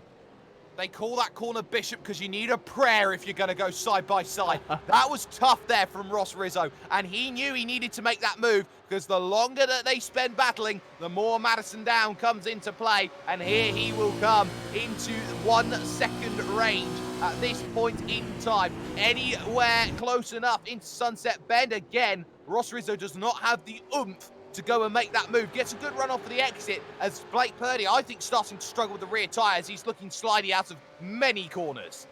Yeah, you do too much to those rear tyres. They're going to go straight off, and Rizzo, seeing the advantage, he dives down at turn 1 and gets past Purdy at the apex, but Purdy does the over-under. They've slowed each other up again, and this has brought Madison right into it. It's a 3-car pack now. And Madison's got to get by quickly. Remember, he is the fastest man on track. He did a 2:02 flat that last time by. That was 0.6 quicker than Griffin Gardner, and he needs to be slightly quicker than that if he wants a race win. He should reach Kurt Stenberg by the end. Stenny's got to pick up his pace right now. Griffin Gardner's just a little bit away. Here looks Madison. Here looks Ross Rizzo, though, down the inside. Best defense is a good offense, and that is a good offense down the inside. Oh, it's a block pass, and Madison might get both of them here. No, he does not. He gets stuck there on the inside, but Purdy's still under pressure here. Mads could go for the outside, for the inside at Cunningham. Yeah, well, we'll have to wait and see how that goes. Purdy going defensive. He's not letting down through. And oh, wow, for that matter, yeah. Offensive. Passing Rizzo again, but a contact between Rizzo and Down, and this is brought El Nabi into it too. I love this, man. My goodness. Oh, this is fantastic stuff. El Nabi's not got it done, though. Madison Down on the inside, and that is the position secured for the moment, but they're going to go to Bishop. Are you going to have to give a little prayer up as you go through to the Bishop's corner? Oh, yes, you will. El Nabi there on the outside, trying to get it working, but he runs out of road and starts to understeer. Position goes away. Gardner still leading. Stenberg in second. They have stayed exactly where they are over the course of this one. Other battles include this one. Look at this. Webster and Emerson and Scott, and now Warren and Cracknell in this as well. Yeah, and this is all the way back for the positions outside the top 20. Cooper Webster looking to get some points on the board after his retirement in race 1, and he's sitting in a good position to at least get that. But John Emerson facing big pressure from James Scott. Oh my goodness, Corey Preston not having a great night right now. Oh, that's Andrew Dyson actually around from outside the top 30. Oh, yeah. And remember, he was the Split 2 winner at Montreal. Yeah, so that's both of them around at the moment, and more battles then with the trick cars right now, as Blake Purdy still in third, still holding on to it as the last bastion, it seemed, in terms of this one. I think this is the death knell in the coffin with 3 laps to go. It's 4 drivers fighting for 1 podium. You've got the driver who won last time out, both races, Fortin El Nabi, the first champion, Madison Down, the legend of Australian sim racing that he is. Ross Rizzo, a Bathurst 1000 winner in Scops, and ever the consistent as they go on the brakes. Forzak coming from a mile back. Can he slow it up? Yes, he can with a bit of sideways. He won't get a position. And then the young Blake Purdy, who's got everything to gain from finishing on the podium here in this scrap. It is magical with 3 laps to go. And let's not forget Kurt Stenberg and Griffin Gardner. Griffin's just got to stay calm. The nerves will be there with 3 laps to go as he will look to try and pick up his first win in Scots. Yeah, gaps to about 1.7 seconds at the line on last lap between Griffin Gardner and Kurt Stenberg. Seems like if, as long as nothing drastic happens, Gardner has got this secured up in the lead, and, you know, a great race for him starting on that front row. I'm sure Ross Rizzo will be ruining his poor start, but he'll certainly be happy with a fourth that could turn into a fifth or a sixth very soon if he can't get past Blake Purdy. And that's the crucial fact. You've got to get by drivers, and Blake Purdy has proven that he is very adept at defending at the moment, and with just a couple of popsicle sticks remaining here as Griffin Gardner will cross the start-finish line. How will you defend here, Blake? And this has been the thing. Ross Rizzo's been defending by attacking. You can't get by me if I'm trying to get by him. You're going to have to sit and wait whilst I try and do my business. That's the way it's gone. Gap at the front of the field now extends for the first time up to 1.8 seconds now in this race. Kurt Stenberg is resigned to his fate of second, but the fate of third is still not there. Slide slightly on the brakes there. Stepping slightly out of line was Ross Rizzo through turn one, and all of a sudden he's looking behind himself once again, because there's a Madison down, ready and waiting to pounce, but not close enough. Yeah, not quite, but we'll see what happens through this next sequence of corners. This is where you can set up the move to the hairpin, and Rizzo on the throttle nicely, down on the throttle just as nicely. He is close enough now to put an out-braking move on him. He's in the draft. Will Rizzo protect the inside once they come out of Big Bend? No, he won't. Madison going to the inside, goes for the lunge. Can he pull it up? Just manages to, and Rizzo stuck on the outside here. They're going to go side by side up to Cunningham. Oh, they are, and Ross Rizzo's a gentleman, but he is also a tactical genius. He knows when and when not to fight, and that was not the time to fight Madison down, so he will sit behind, knows Forza Elnabi's there, his old teammate, the same teammate that he won the Bathurst 1000 with. Talk about turnabout's fair play. Yeah, exactly. A lot of history between many of the drivers in this field. Of course, Forzan Elnabi, formerly of Trick Esports before he joined United. Ross Rizzo, meanwhile, getting a good run out of tower. Yeah, he is coming back at down. Could this be a move at Gendebien? Well, we know Ross Rizzo is the tactical genius. He decides not to go for it this time. No, you'll have to wait, and the last lap coming up for Griffin Gardner, though, will be just a bit away, and he knows better than anybody else. It's just got to be another 6 kilometers, just another lap that he will tick off in what has been a lights to flag performance from him, taking it at turn one. He had to fight hard against Kurt Stenberg to try and get this one working, but the final few positions are no guarantees. Ethan Grigot is through on Jack Boyd, the 7th and 8th place overall, and a lot further down the order, you've still got scrapping going on. James Scott and Dane Warren are really at it at the moment. They've dropped a lot of time from where they were. I think there may have been an incident between them. Here is the two former teammates side by side though into turn one, as here's Forzan Elnabi now trying to have to get by his old teammate, and Ross Rizzo defends it egregiously. There was a bit of Indiana Jones and Defender of the Lost Corner there as they went through turn three, but now they head towards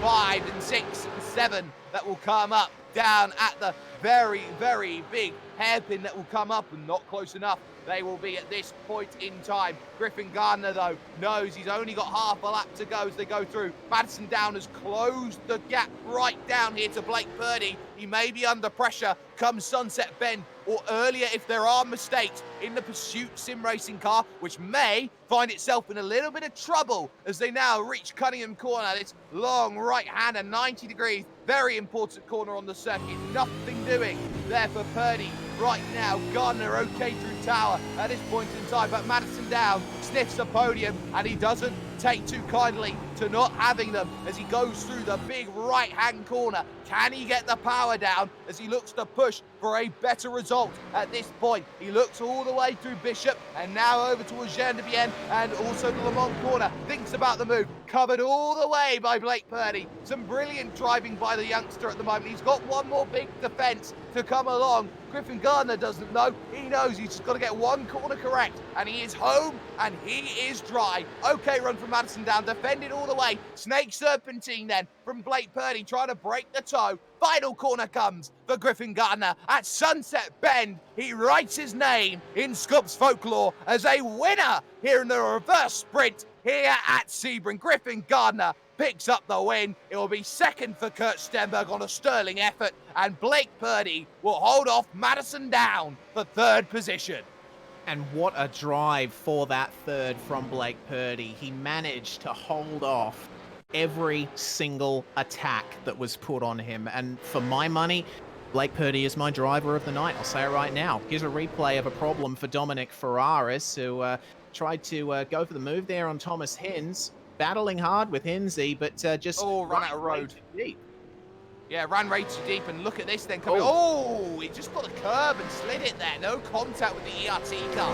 Moving through the Evolution Racing Team machine. There goes through Dane Warren. There goes through, I believe that's Cooper Webster there. That's James Scott even there going through. So behind James Scott, Scott will be happy he's picked up one more on the final lap, but you know, there's a lot of talking points coming through. The big one, of course, James Scott, championship leader, was not at the races today. Classified results, though, are going to be on your screen as follows. It will be Griffin Gardner, who picks up his maiden win in 40 minutes and 51 seconds. His margin of victory, 2.2 over Kurt Stenberg in second position. Blake Purdy, a brilliant effort to get into third, with Madison Down up 17 spots, ends up with fourth place come the end. Ross Rizzo comes home fifth with Forza Elnabi sixth. Ethan Grigoltz into seventh with Jack Boyd eighth. James Mackay gets ninth.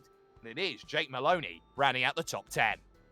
DPR Racing's Adam Briggs makes it 25th position all the way up to 11th. A great performance from him. Ethan Warren coming home in 12th position. Andrew Gilliam and Brett Loxton slipping down to 13th and 14th after a dramatic race. Harley Haber ends up gaining on his starting position, but he would certainly have wanted to be further up than he was. Michael Taliancic coming home in 16th. Cooper Webster, after starting dead last, makes it 17th. And Thomas Hins and Dane Warren coming across the line 18th and 19th, with the top 20 rounded out by our championship leader, James Scott. And he will need a big day at Oran Park when we next return to the series. Dom Ferraris, 21st after last lap shenanigans. Michael Cracknell gets 22nd. John Emerson went backwards, and yeah, the script stays the same, backwards. 23rd position for him, with Jake Blackhall there in the CQR One Performance Racing car in 24th. Jordan Caruso, 25th. The youngster will have brighter days yet, with Wayne Burke, 26th. Jordan Ross there. Anthony Winkleman in 28th. Corey Preston, 29th, ahead of his teammate Brad Ratu. And then you get to the loneliest road that people have ever known. It's a who's who down in the retirement section. It is Andrew Dyson, the last car to finish on the lead lap in 31st. Brady Myers and Tom Freer classified a lap down, but then you get to the likes of Brenton Hobson, Glenn Postlethwaite and Zach Hanlon. Very late race retirements. That's going to be painful for them, and especially painful for Jared Filsell and our three Supercars drivers making an appearance in this field today. Brody Kostecki, Anton De Pasquale, and Scott McLaughlin not even able to make the start. So a big shame for all of those guys, but it rounds out your 40-car field. And my goodness, what a night once again. Absolutely a sensational night of racing action. We're going to step aside, though, very, very briefly here on the iRacing Esports Network, because post-race coverage will be coming to you after this.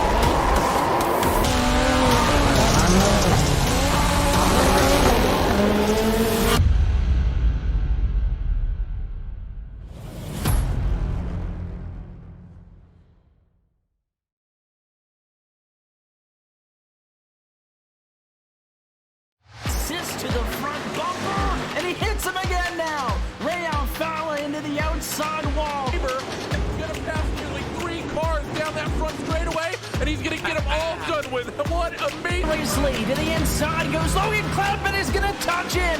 Pit press sideways. What a save! Look to the outside as Trunkett goes off. De Jong into second place. going for the switchback.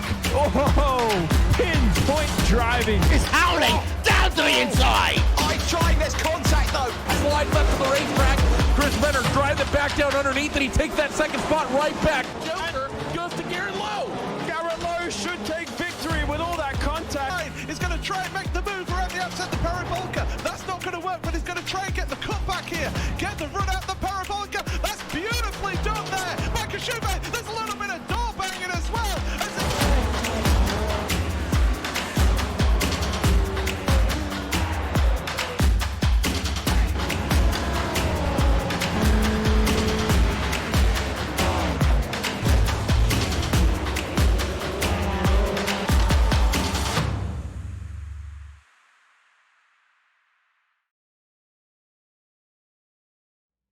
Welcome back, ladies and gentlemen, to your virtual racing school V8SCOPS 2020 season post-race fallout from events that have happened here today at this magical Sebring circuit. Some great racing up and down the order, but big results coming in for many drivers. Blake Purdy, one of them, who finished in 3rd position overall in that second race, stood by with me right now. Blake, that's got to be a big result. It seemed in the early stages it was just going to be you four. You were pretty much line astern, no worries at all. But in the last 6-7 laps, you really had to pull the finger out and defend hard from the likes of Rizzo and Madison behind.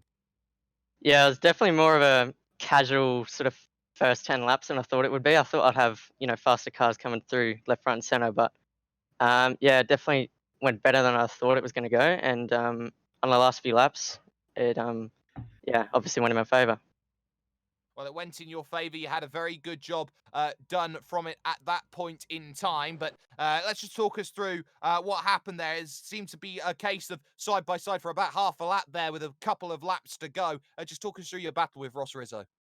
Yeah, so coming down the straight, I knew Ross Rizzo was going to go up the inside of me turn one, so I sort of let him go and then got the double back, so that was good. And then going into the hairpin, he pulled a big dive, and then Madison was there, so I was thinking, oh, gotta get through. And then got to the next one, and I pulled a big dive, and that I didn't think I was going to pull it up, but I ended up did, and then yeah, I got through.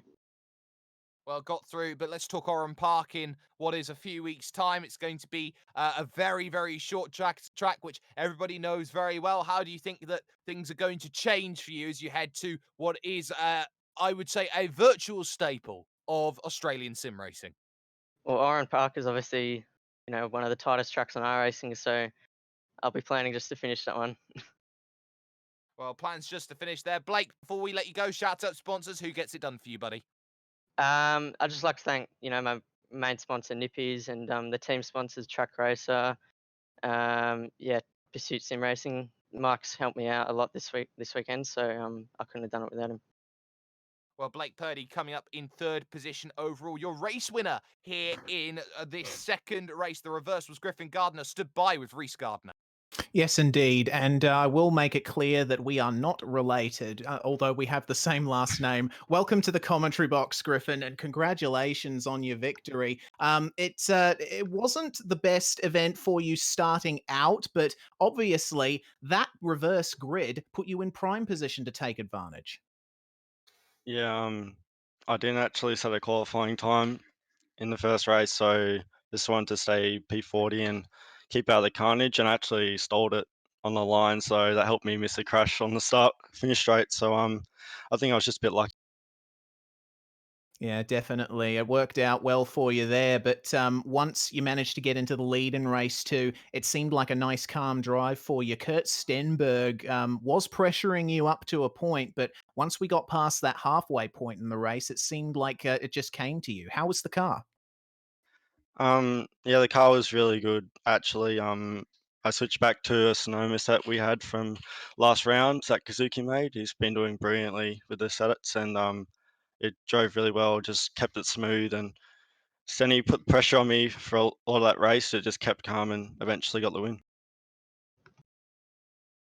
Well, holding on for that victory in race 2, you must certainly be wrapped with that. And it helps to get you and Burst Esports up into the standings in this early part of the season.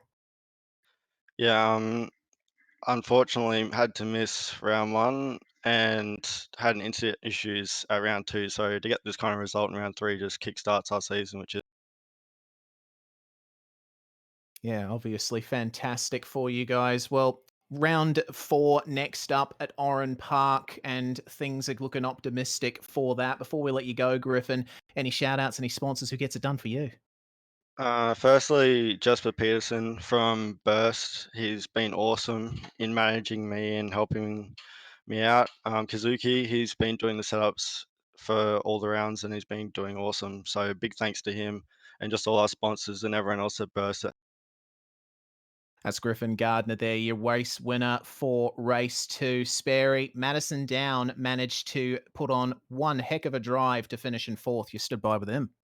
I certainly am. You'd think Griffin Gardner would be a little bit more excited after winning a race. Madison, though, will be quite excited. He went up 17 places. Madison, bring the excitement and bring the fire. That was a hectic second race. Yeah, absolutely. To go, I think it was P21 up to P4 was good. I think it was a few years ago here at Sebring. I had an absolute shocker in a reverse grid race. So they're always a little bit of a lottery. So, but nice to get up there tonight and overall get a round win. No race win, but good amount of points tonight. So. Yeah, Virtual Racing School car was pretty strong. Held onto its tyres a little bit better than what we thought it would, and yeah, we got up the front of the field, so it was nice. It was very nice. It seemed like for the longest time, every time you found a battle, it was side by side for at least half a lap to a lap. Trans-Tasman having a good run here today. Their presence over the start of the season maybe a little bit more reduced than maybe some would have liked, but now starting to build the gears up, trying to get the season underway, knowing there's 3 drop rounds, 2 of them already used. You now look at, say, Kurt Stenberg, a great P2, Oran Park, a place you've traditionally had good success at being high up in the order. Do you feel that's going to be similar? Yeah, I mean, Oran Park for me is also my home track, so I like to go well there. I really love the place. Anyone who knows me knows I don't shut up about it. So Oran Park is always a track that I want to go well at. Yeah, we've had a slow start to the year. There's been varying circumstances around that, but had 3 cars on track tonight, and Stenny to get a P2 as well in that race. He drove brilliantly, and I think he showed what his potential can be with a bit of track position. So big thanks to everybody at TTR this round. Worked pretty well together on a setup and got pretty good results. So we'll see how we go. And all the best to everyone out there. It's a crazy world at the moment and changes by the hour. So go and read up on the news now, I think. Well, Madison Down has a lot of news to read up to then as he finishes off with the result that he wants. A good result for Forzan El Nabi as well. He got 6th overall in that race, but also had a good result in race number 1 as well. Reese very quickly standing by. Yes, indeed. Forzan, welcome to the commentary box. A 3rd place and a 6th place for you. And race 1 was very successful for United. Yourself, Jared, and Harley both placing very well within the top 5. So that was a very profitable first race for you. Yeah, no, it was really good. I think Jared, obviously, he let me have it there at the end on the last lap. But yeah, I think the race pace was pretty good compared to Dane and Mads as well. So yeah, I think we're all coming good together at United. So yeah, everything's looking pretty good, and yeah, teams really strong together. So it's good to see. There was a bit of drama for you guys, though, in race 2, particularly at the start. Harley getting involved in the turn 3 crash. So it was a very difficult fight for you as well, chasing Madison down up back into that top 5, potentially. Yeah, no, it was tough. It was a pretty hectic second race, and I knew I was racing Mads for the round win at the end. So yeah, I had a bit of a dive at the hairpin once, but yeah, I couldn't pull it off. So yeah, we had a good battle though throughout the race, so which is good. And yeah, I think P2 overall for the round as well, if I'm not wrong. I think yeah, it's all pretty good this round. So it's very good. And looking forward to Oran Park. It's been a good start to the season for the new United Esports team. And how are preparations going for Oran Park? And what are your thoughts going into the 4th round of the season? Yeah, no, it's Oran Park's always a great track. We all love Oran Park, obviously, one of our local tracks, and Jared usually goes really, really well there. So I'll be looking to look at some of his data and look at his setup for that track as well. And yeah, hopefully we can get a good result and yeah, continue our strong start to the. Well, on this platform, Forzan, who would you like to thank? Shout outs and sponsors. Yeah, I'd just like to thank Valvoline, 2Ezy Finance, Western Mazda, and Parramatta Ice, who's a ute. Just like to thank all the boys at United as well. Jamie and Chris and Harley and Jared, everyone does a really good job and putting the effort throughout the week. And yeah, I think it's showing with our results. So yeah, just thanks to them boys.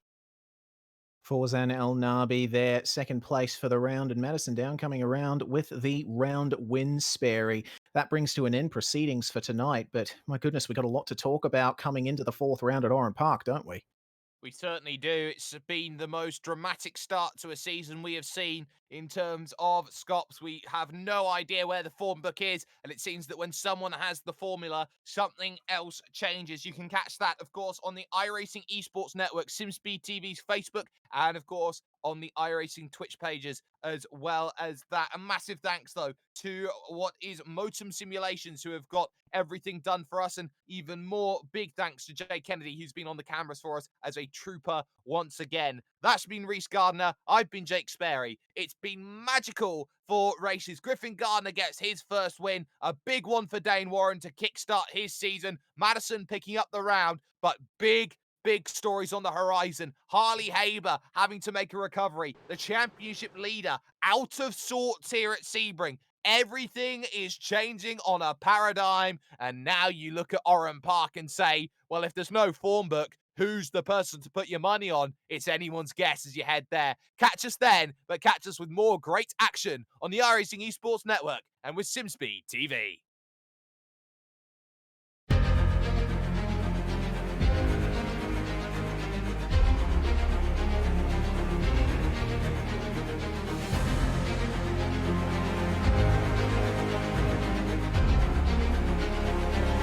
This is fantastic. This is GT racing right now. He's got traction. He's got everything outside of both of them. Maloney. Oh, he's taking Anderson. Anderson's up to him. Oh my God. Oh, big crash. Oh my goodness. Half the field's going to get rolled. Second's very close. These guys I want to make their way through the field very quickly. Oh, there we go. Oh no. That's massive. This is it. This is over. I can't believe this. Oh my God. God, what?